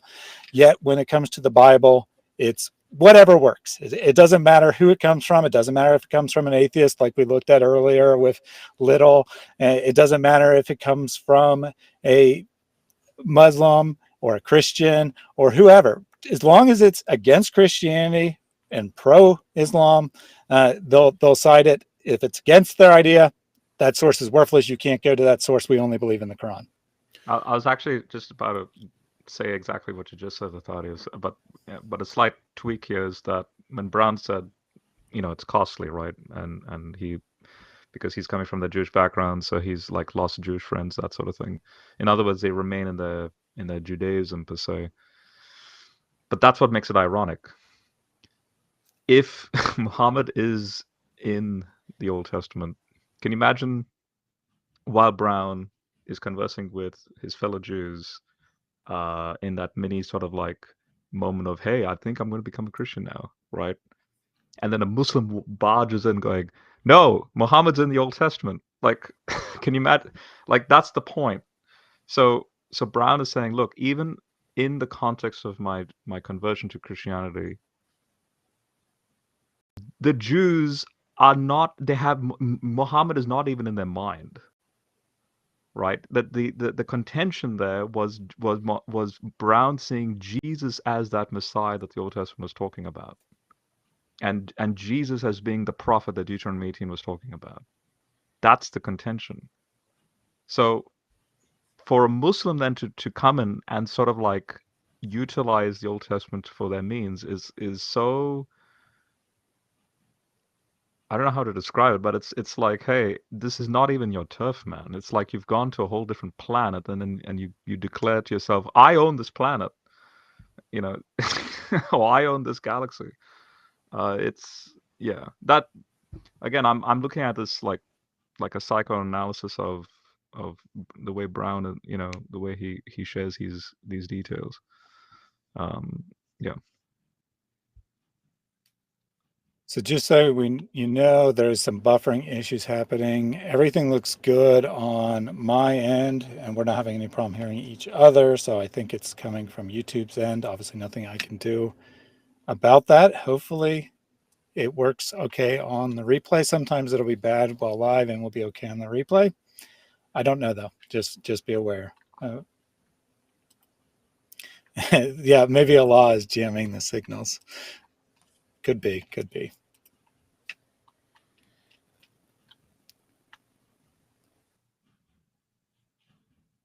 So any other comments on Brown's closing statement there?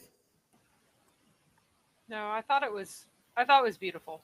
I thought it was beautiful how he pointed out the ridiculous abuse, how silly the argument was, and also the beauty of what we actually have, which is not what they misrepresented as. They count on Muslims being so ignorant and blinded and stupid that they're not going to follow up on anything Hussein says. Because if you're honest enough to actually check up on what he's saying and what he's claiming and what he's saying these things say and read it for yourself, you will know that this is total nonsense, that this is a lie, that you're being deceived, lied to, tricked, and they're counting on you being stupid and ignorant and easily led. And any religion that treats people like this, like they're you know. All right. So for those in the audience, I just restarted sending the stream signal from my end. Hopefully that clears up the buffering issue. If not, it's definitely on YouTube's end. Everything looks, like I said. Yes, seems like it, because we're going through your system right now, and I hear you I hear you perfectly clearly. I hear everything perfectly clearly. It's on the YouTube side of things. Yeah, so I can see the network stats and whatnot, and sometimes Silicon Valley is being overloaded with this nonsense. Right. Sometimes when things aren't going well, I can see that there's a problem on my end, but here everything looks fine. So yep, they're saying that fixed it, which literally shouldn't have done anything, but there you go. YouTube wasn't getting the good signal for some reason, and now I restarted it. They are. All right. So we're about to go to Zakir Hussain's closing statement. We saw Brown. I assume they agreed to 5 minutes. Brown took about 5 minutes. He made a very powerful statement. Just keep that in mind. I'm going to play the entirety of Hussein's statement, minus like where he says, thanks for having me here. And the entirety of the substance of his statement. And you're going to think that I cut it because he doesn't use his time. Oh, wait, sorry. I got to add it to the scene.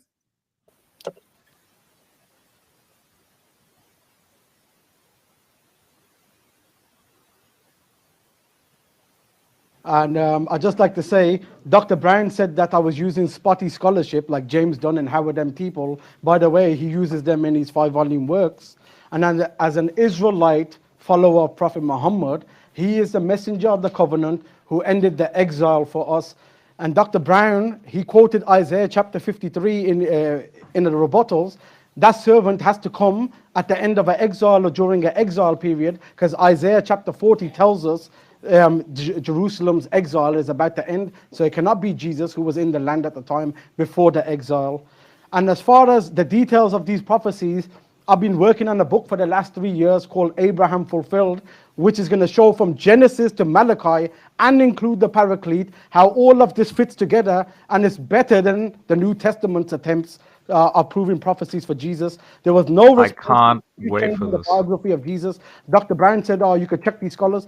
Dr. Brown appeared F.F. Bruce regarding this issue in his book. F.F. Bruce tried to suggest twisting the Greek, which Daniel Wallace even said, twisting the Greek to get around the problem. So this is the type of scholarship needed to deal with these. Mike Lacona said, John changed things for theological reasons to make Jesus look like the Passover lamb. So I'm sorry, but if my argument was impossible or weak, it was better than Matthew's arguments. It was better than the New Testament's arguments. So I'm sorry, but there's no doubt that Prophet Muhammad, on whom be peace, is the messenger of the covenant. I'd like to end with a final thing. I've got a gift for Dr. Brown. I don't know if he's got this book already. It's called The Onomastic Miracle of the Quran. I've benefited from this book a lot. Plus, because Dr. Brown, he likes languages and he studies Arabic and Semitic languages, this speaks about foreign names in the Quran from Hebrew, etc. So he might find it interesting, or he might find errors in this author's books. I'd be happy to know. And that's it. That was the end of his statement, other than saying, thanks or whatever words he said. But that was the entirety of the substance. So he has 5 minutes. He takes less than 2 minutes.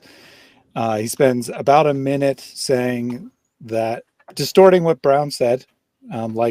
He tries to make it as if Brown was saying that the scholars he cited were poor quality. But what he really meant is that he was picking and choosing, that he was cherry picking and just taking what he wanted and jumping all over the place, that he didn't have consistent methodology is what he was really saying, what Brown was really saying. And he says, these are good scholars. You quoted them yourself. So there.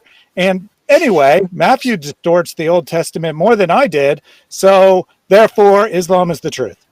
Oh gosh. I think that So sums it up. yeah, it's hysterically funny what he does, because what he was criticized for is not even being honest with the scholars. He's like, "Oh, I have good scholars." It's like, but he doesn't represent what literally anyone says correctly. He just doesn't. And one of the massive, I mean, one of the things that and again, he spent all of his time just attacking the Bible, except for saying that Muhammad is the messenger of the covenant. That is one of his cornerstones. And to make Muhammad this messenger of the covenant, he is saying that Moses is the angel of the Lord in Exodus. That's what this relies on. He says that Moses is the angel of the Lord in Exodus, who is in the pillar of fire and smoke. That's Moses, who is the angel of the Lord in Exodus. And so there will be another angel or messenger of the covenant in the on the New Testament, or excuse me, in the New Covenant, and that's going to be Muhammad. So only by making Moses God, then he is making only one messenger of the covenant. First of all, the first messenger of the covenant is a lowercase messenger, who is in fact just John the Baptist, as it is very clearly stated that this is who it is in the New Testament. But he's saying that no, this is referring to a Moses-like figure, because Moses is the angel of the Lord. And so now there's going to be another angel of the Lord who will be Muhammad, but somehow this isn't God.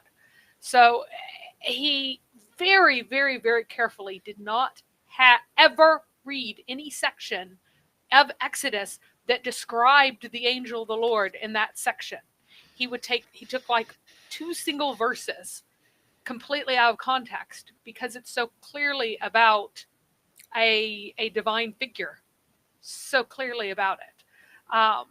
And again, his entire argument about, John is making things up to make Jesus like the Passover lamb. Once again, his argument is that John changed the time of when Jesus was sacrificed to make him more like the Passover lamb. And my question is, what evidence do you have that this has anything to do with that time of day is related to a Passover lamb in any way? Because it's not.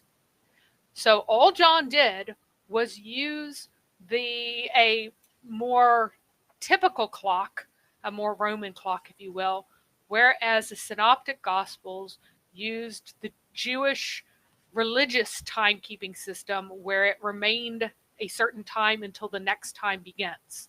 So if it's 3, then it remains at 9 a.m. It remains 3 until it's 6, which is noon, and it remains 6 until it's 9, which is 3 p.m., etc.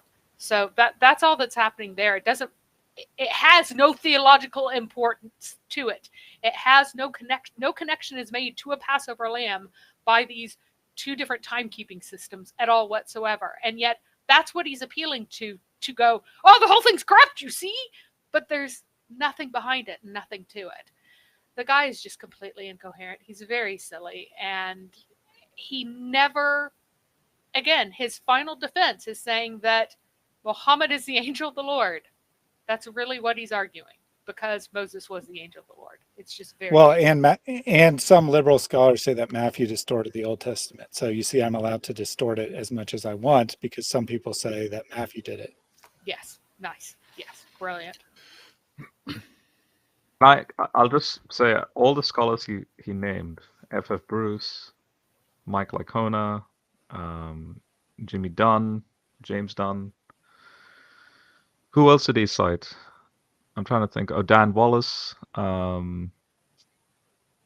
Anyway, all the scholars he named, right?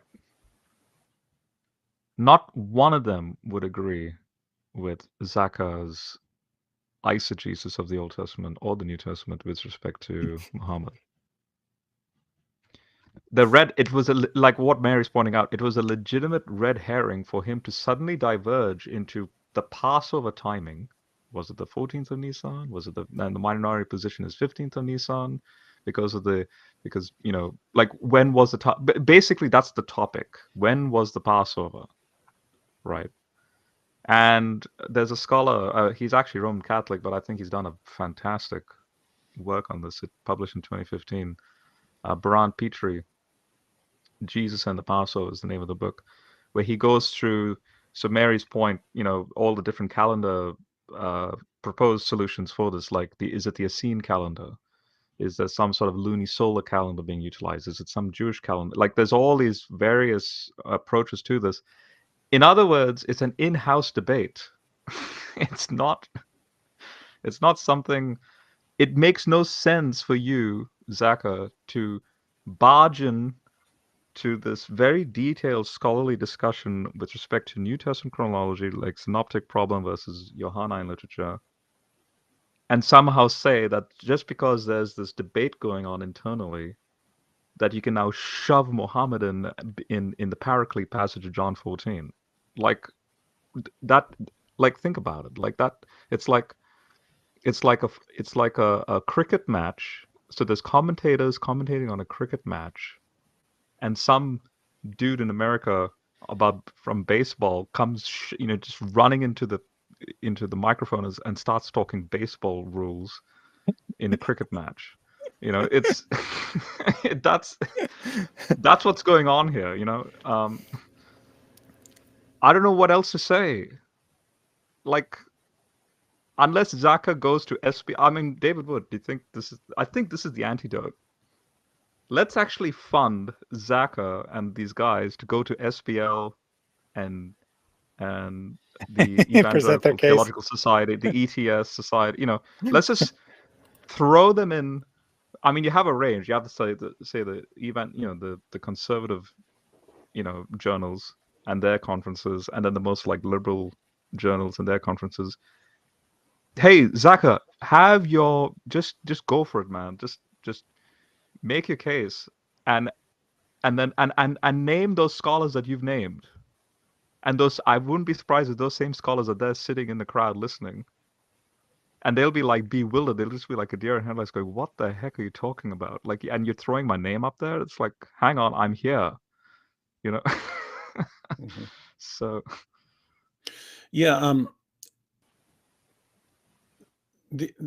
There's a reason to appeal to scholars. One, you could, the idea of appealing to scholars is you're appealing to someone who's an expert in some field and who knows a lot more about the historical background and so on than you do, a lot more about the languages than you do. And especially when you get to where there's a scholarly consensus that should, help end any disagreements you have. So notice if I were to, well, this even happened in my most recent debate, but I bring up Surah 65 verse 4, where Allah talks about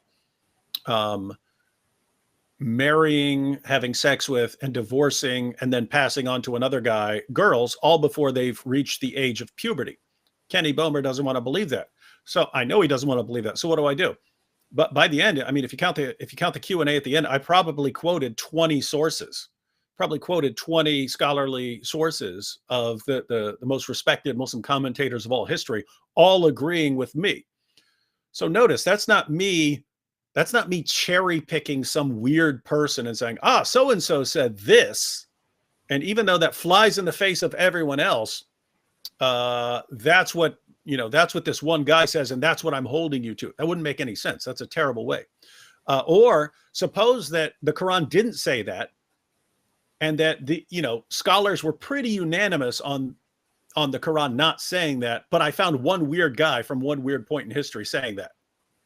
Like, that would be a terrible way of arguing that point. That it would be ridiculous if I did that, to where almost no one ever thought the Quran meant that, but one weird guy thinks it means that, and therefore I'll cite that one weird guy and point to that. That would be insane. But notice, that's what they do, right? Because they'll go to the Talmud. They'll find the one weirdo ever who said that Rebecca was 3, and they'll say, listen to that guy. Well, why not this other Talmud? Why not this other rabbi in the Talmud who said she was 10? Why not this other rabbi in the Talmud who said she was 14? Why are you zeroing in on this one?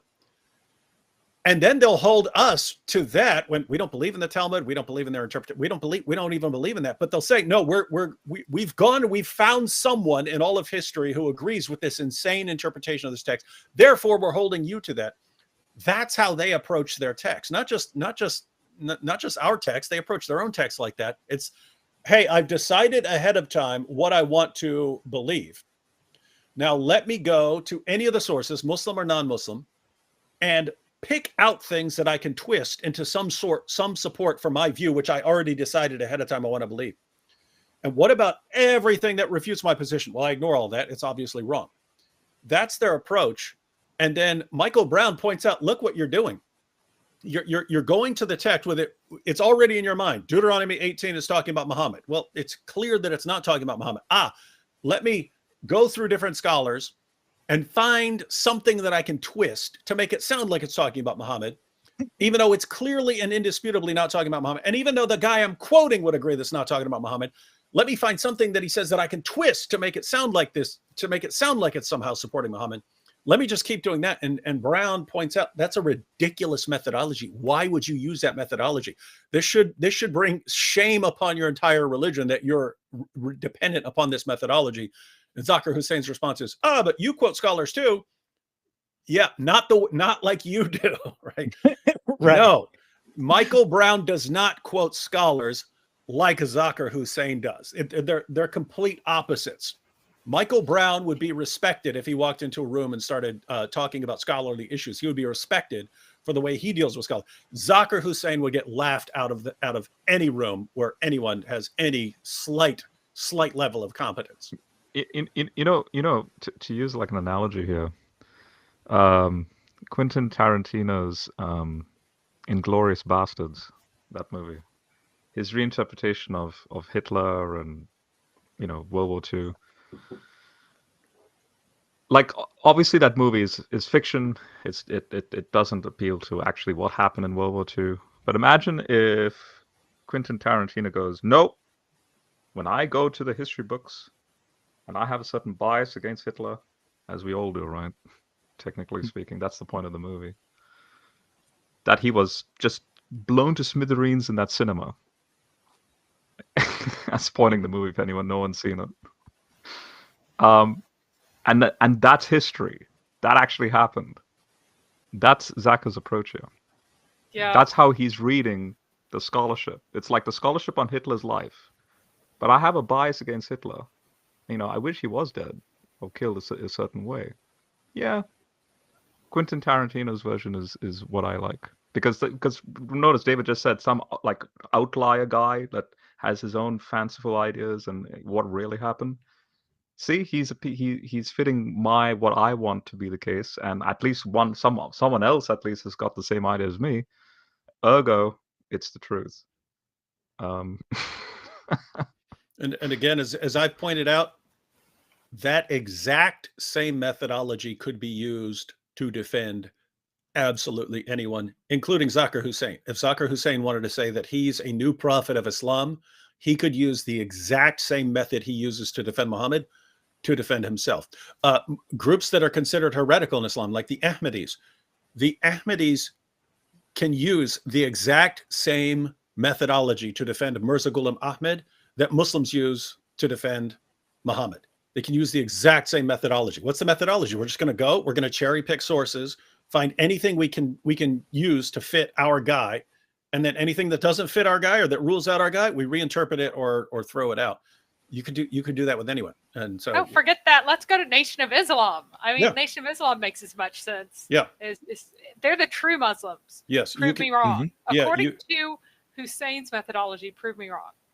Yeah, you can't, because you could use the exact same methodology to defend Elijah Muhammad or Farrakhan or any of these guys. You could use the exact same methodology to defend them that Muslims use to defend Muhammad in the Bible. So I have one final slide. Someone caught what Hussain was saying and actually found the goofball who originally supposed that maybe Yahuwah was what Yahweh came from. So this wasn't this was during the period of extreme silliness when people were so Mary, but could you let the audience know what you're talking about? Because they probably didn't. We covered it in part one, but you they covered probably it in didn't part see one. it. It's been a long time. He declared so. Brown points out that Muhammad never spoke in the name of Yahweh.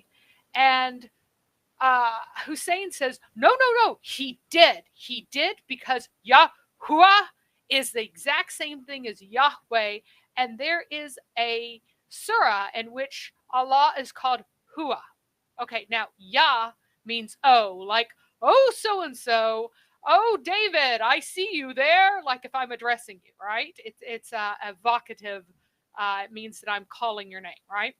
And Hua means he in Arabic. So, oh, he. So so apparently there was an actual dude who made the just brain fart. Maybe Yahweh has something to do with oh he in a completely different language, in the same family, but a different language, Arabic. So in the Theological Dictionary of the Old Testament, which is quite a liberal dictionary, they slapped down this incredibly silly idea.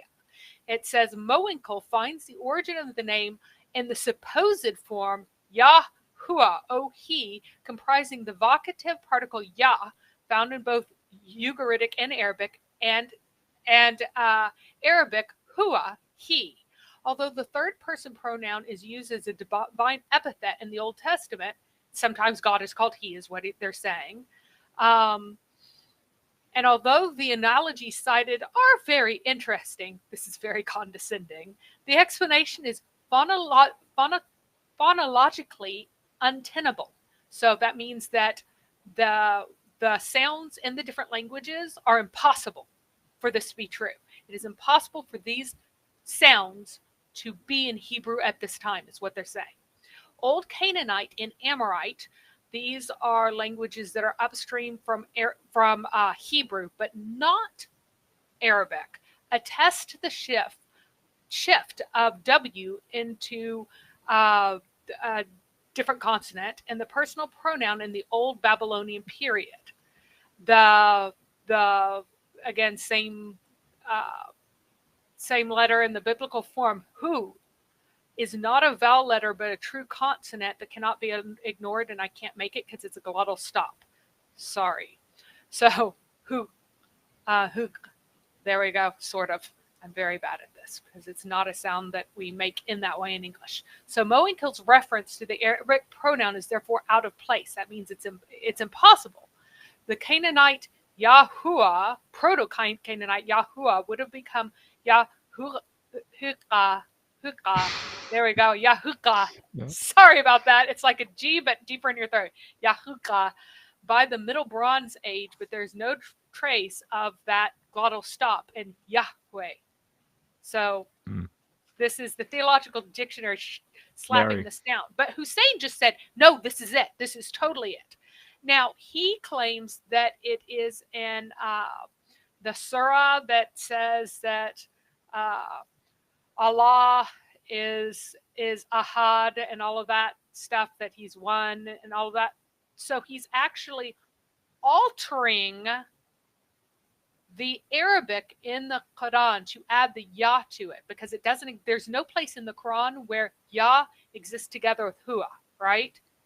And he's willing to say that the Quran is clearly corrupted because really Yahweh is Yahuwah, but the Quran doesn't have Yahuwah because I guess it was corrupted at some point. It was taken out. So at some point, apparently, Muhammad did speak in the name of Yahuwah, who really is Yahweh. Trust me, bro. But I guess it was corrupted out. So he's like arguing from the corruption of the Quran to make this at all possible. And this is his proof that Muhammad is the prophet like Moses. So this is the quality of Hussein's work. You argue that the Quran is corrupted from a particularly ridiculous, farted out idea that some dude once had, and just run with that. Mary, I thought for sure he invented that himself. I thought for sure. I know! It was so ridiculous. Well, somebody had told me that they'd heard it before from a previous polemicist who was particularly ridiculous. And I had missed that he'd said Mowinkle, and somebody else is like, No, apparently some guy made this, like, farted out this idea before, and nobody ever took him seriously, which is why you've never heard of it. And so, yeah, he went for the Quran is corrupted, but that's why Muhammad is really a prophet. Mary, Quentin Tarantino's Hitler has a reaction to what you just said there. 99999. And more authentic than Muhammad being the prophet like Moses. Taryn Quinn. You see, he said 9. This is the miracle of the number 19. It's the miracle of the number 19. This is the proof. Oh gosh. And Jesus points out that David, Mary, these and arguments Thaddeus are all in the Bible. are chaos kampf. That's what it is. 9. Well, Rob over there is the odd one out because he's not wearing glasses either. So he thinks yeah. So Oh we my got goodness. three Wait, prophets of the Bible, Wait. and then you got All right, Rob. there we go. All right. Hold on now.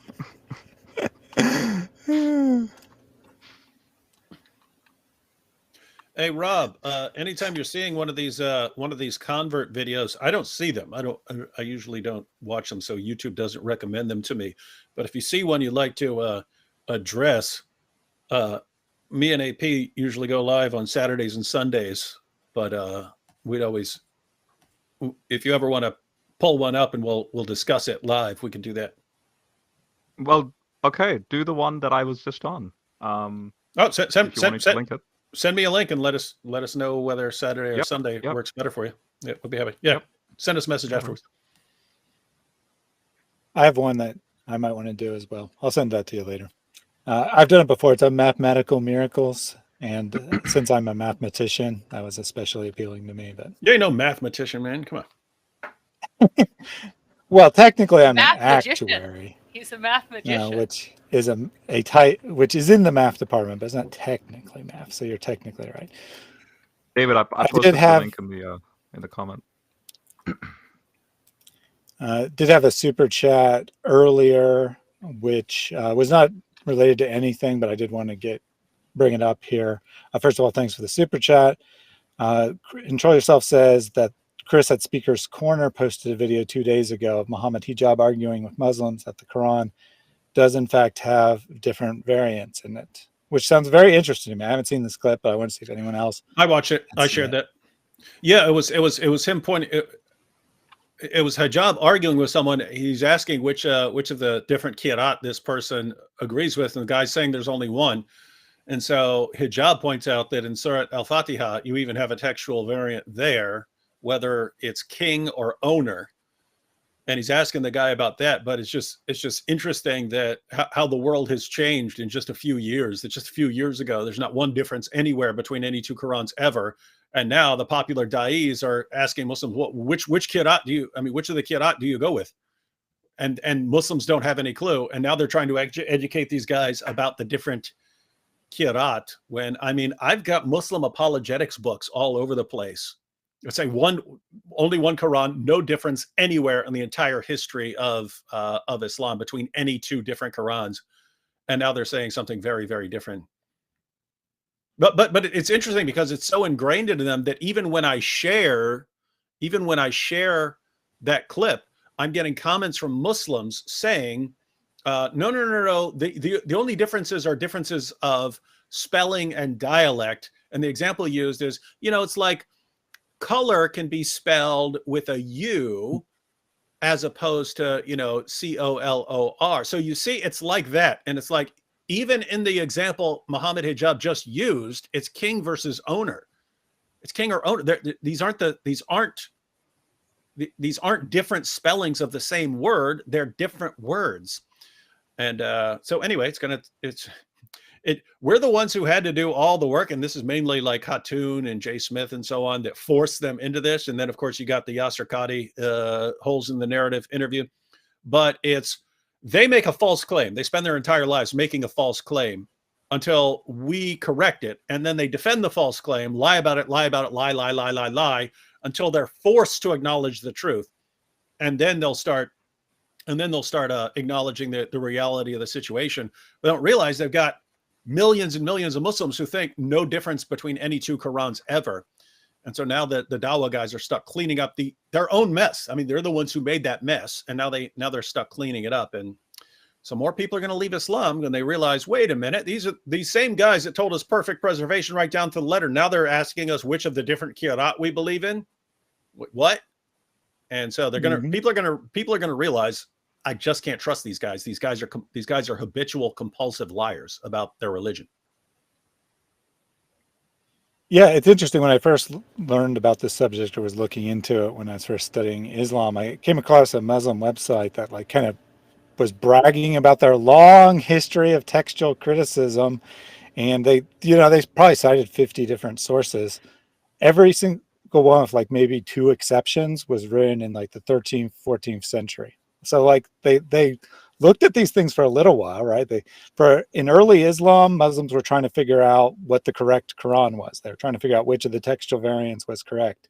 And then I think what happened is when it started to become public knowledge in Christianity that there was textual variants in the Bible manuscript history, and the average believer was having problems with that because it was information they never heard before. And Islam was probably like, hey, if we just claim that our text is perfectly preserved, this could be a big win right here.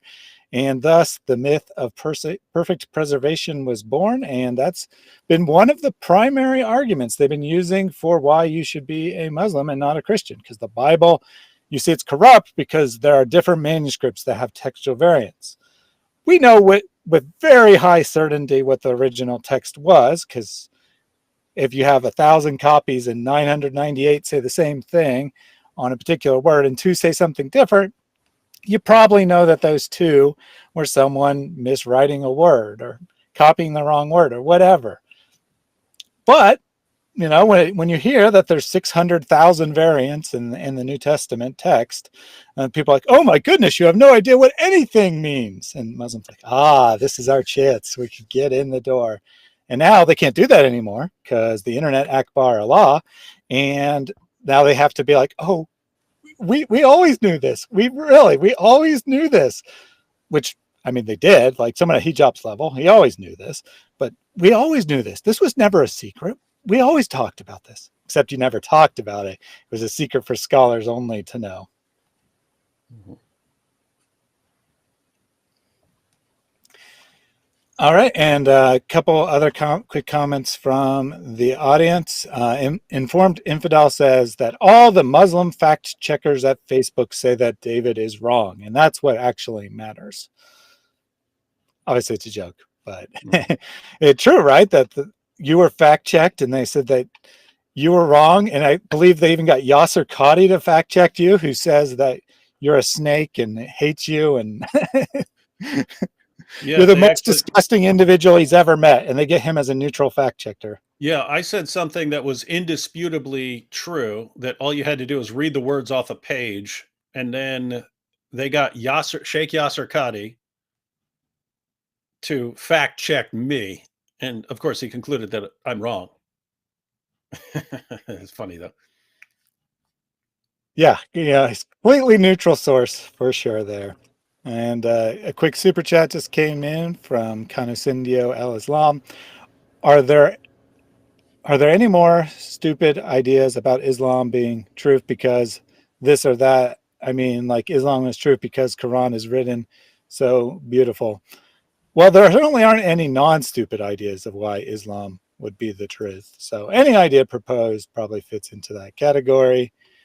I would say that the Quran's own argument for itself is definitely way up there in most stupid arguments, though. I don't think any Muslim would ever think of that argument that the Quran is just so beautifully written. No one can imitate it, therefore it must be from God, if the Quran didn't make that argument of itself, because I was probably studying Islam for like 6 months before I heard a Muslim advance that argument. They know it's a terrible argument. They hate advancing that argument, but they have to because the Quran does it.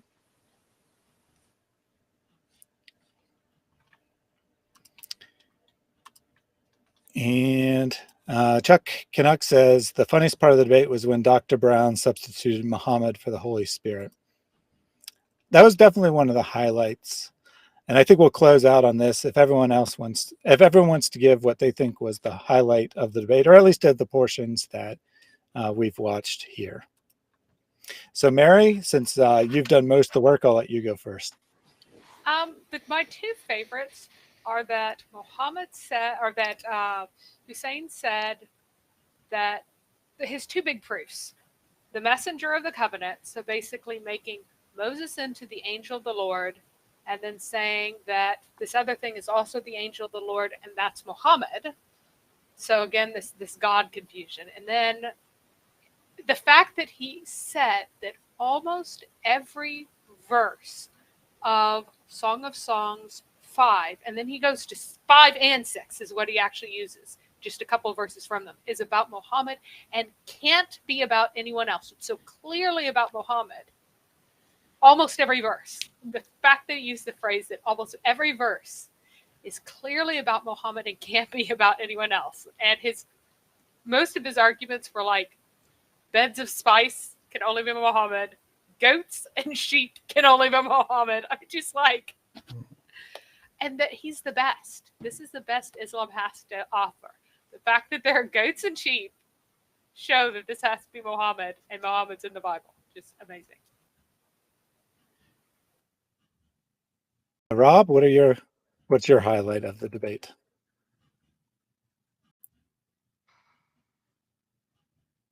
If Zakir's method is true, if his eisegesis is indeed valid, then we should just throw our hands up in the air, close down SBL, close down critical thinking and scholarship and commentaries, and we should actually introduce these ideas on the History Channel, because History Channel anyway brings about ancient aliens, ancient astronauts. Ezekiel 1 was talking about a UFO. Hey, so this means Muhammad is, in Song of Songs and all these, like, just maybe, I don't know. I don't know what else to say. I'm just beating a dead horse. It's ridiculous. Like, but in fact, okay, maybe if I was to say something constructive, challenge, Zakir Hussain or any Muslim listening, please bring on your streams a biblical scholar. It doesn't even have to be Christian, a Jew, atheist, whoever, a scholar who specializes with respect to the Bible, who's actually published in peer review, who's respected in the academy, that will agree with Zakir on any point. Isaiah 42, Deuteronomy 33, Song of Songs 5, John 14, any point. I want that. I want to see a scholar that you can name and he's published and that scholar arguing for that point. If that is not the case, if you can't find any scholar, then what does that mean? It means you're appealing to basically a nobody, because Zakir is a nobody with respect to the academy, with in the Bible, and that's all you're going on. Zakir is not a specialist when it comes to biblical scholarship. Why do you think Michael Brown is reacting the way he reacted? This is my field, for goodness sake. That's his very words. So yeah. Excellent. David, your favorite part? Just any of the parts where Brown is basically pointing out this only works because you guys have no clue what you're talking about, and because you have no idea the language you're talking about, and because you have no idea what the Bible actually says, and because you have no idea what the actual state of scholarship on any of these issues. In other words, he points out repeatedly, this only works because you're completely ignorant of what you're talking about. And he understands that he's dealing with people who aren't, the audience in general isn't trying to be ignorant or deceived. And so he tries to get the point across, but he does it, but while pointing out that he's not trying to be deliberately offensive, but he's still laying it down pretty straightforwardly guys, this only works because you have no clue what you're talking about. He goes to anyone who knows the language, who knows the sources, who knows the scholarship. This sounds insane and idiotic. And he got that point across, I think, throughout the debate. Excellent. A couple from the audience here. Ask Truth Apologetics says he enjoyed the moment where Michael is saying his name is found in the Bible more times than Muhammad, so he's more of a prophet than Muhammad is. Audience enjoyed that too. There's quite a chuckle at that one. House of Hikmah says my favorite part is Michael trying hard to put words in a nice way in the face of utter stupidity. That might be my favorite as well. No one said the Mo Slim line, so I'll have to get that out there. Definitely one of the highlights where Brown says by this method of argument, you could say that my friend Mo used to be fat, now he's slim, so he's a Muslim. It's about the same level of argument as finding Muhammad in Song of Solomon 5:16, so that's definitely one of the highlights. I think mine will go along the same lines of House of Hikmah here, but I'll go specifically when Brown says something like, and on Song of Solomon, and then he just pauses and the audience starts laughing because they know how ridiculous, right? The Christians, obviously, in the audience know how ridiculous this is. And he doesn't even have to say anything because they already know what it's all about. And that was probably my favorite part. So thank you, everyone. This is. I was just gonna say this is the UK. So a lot of the people there would have been familiar with Speaker's Corner and so on, and they've been through these arguments and so on. So it's a new world, friends. Back in the day, you could be a da'i and walk into a room and say Muhammad's mentioned by name in Song of Solomon 5:16. No one would have any clue what you're talking about, and so there would be a percentage of people in the room who take you seriously. And that's what Islam has always done as its methodology. Let's find the people who don't know anything we're talking about, but a percentage of those people will take us seriously. And those are the converts will win. Everyone else who does a slight bit of investigation realizes we're liars. So what? We'll eventually, we'll win enough converts to deal with them. And so on. And so that's the methodology. And yet, eventually you get to a point where people are fed up, and now you could bring something up and people start laughing because people are already familiar. So people over time eventually find out what Song of Solomon 5:16 actually says. And by that time, they've caught on to how stupid the Muslim argument is. And yet you've only got a finite amount of verses that you can actually go to. And so now they're in this awkward position of having to use the same stupid arguments, hoping that there's someone out there who's still going to believe this nonsense, because there are still plenty of people in the world who haven't heard this before. And so it's like they're still looking for like the final completely ignorant people they can find in order to use these arguments on, because once you've become familiar with what the texts actually say, it sounds idiotic and people just start laughing. And so they're looking for the people who won't laugh because they're ignorant, so that they can do their dawah to these people. Indeed. Which comes back to the Bambi point I made a moment ago.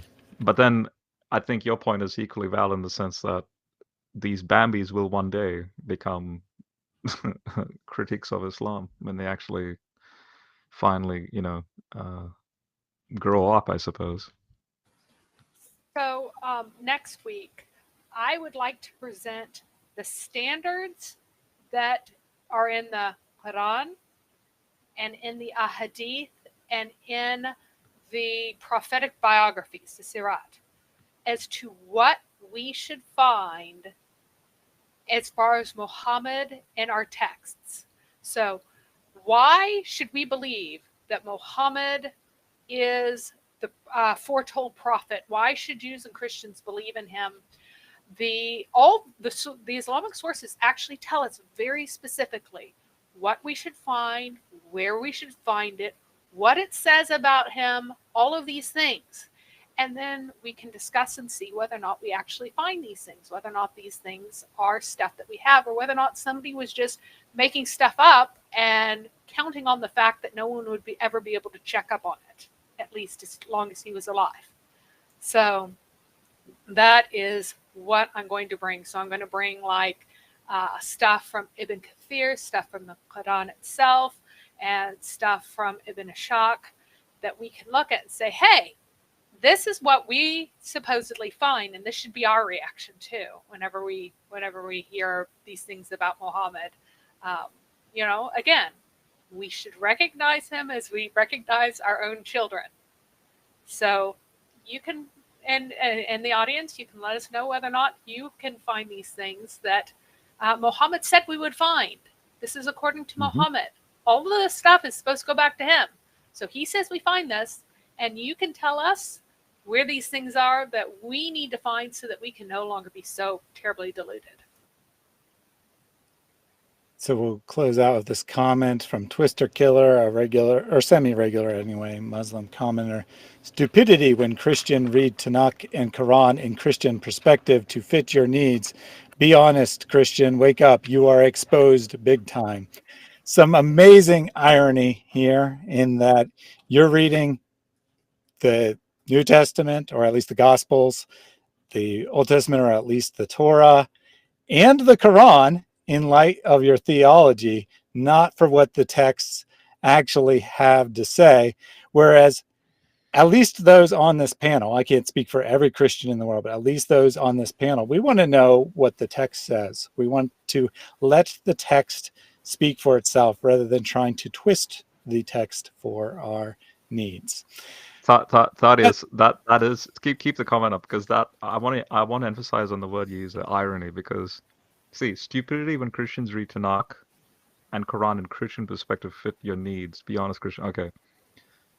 So notice, as Christians, we are only appealing to one book to bridge it to Jesus, which is the Old Testament, right? Muslims are appealing to more than one book, 2 books at least, the Tanakh and the New Testament, to try and appeal to Muhammad. So you're doubly, according to this, you're doubly stupid, Twister Killer. If you're saying that we are stupid when we're using one book, well, you're using 2 books. And ironically, the same book that we're using with respect to Jesus, which is the Old Testament, you're using with respect to Muhammad and the New Testament. So you're doubly stupid. Yeah, and we generally don't try to read the Quran from a Christian's perspective. Now you can. I think it actually is a more faithful reading of the text that to read the Quran in a semi-Christian light. And the Quran doesn't really seem to teach Islam, if I'm being honest. It doesn't really seem to teach what you guys follow. That seems to come centuries later. But I certainly don't appeal to the Quran for authority. I certainly don't say you should become a Christian because the Quran talks about Jesus or something like that. Yet you, because your text forces you to, say you should become a Christian because the gospel talks about Muhammad or the Torah talks about Muhammad. And actually, it's not just because your text says that, although that's why you did it originally. I say that because Zakir Naik has declared that the Hindu scriptures also prophesize about Muhammad. Doesn't seem to understand that this would give those texts at least some level of authority.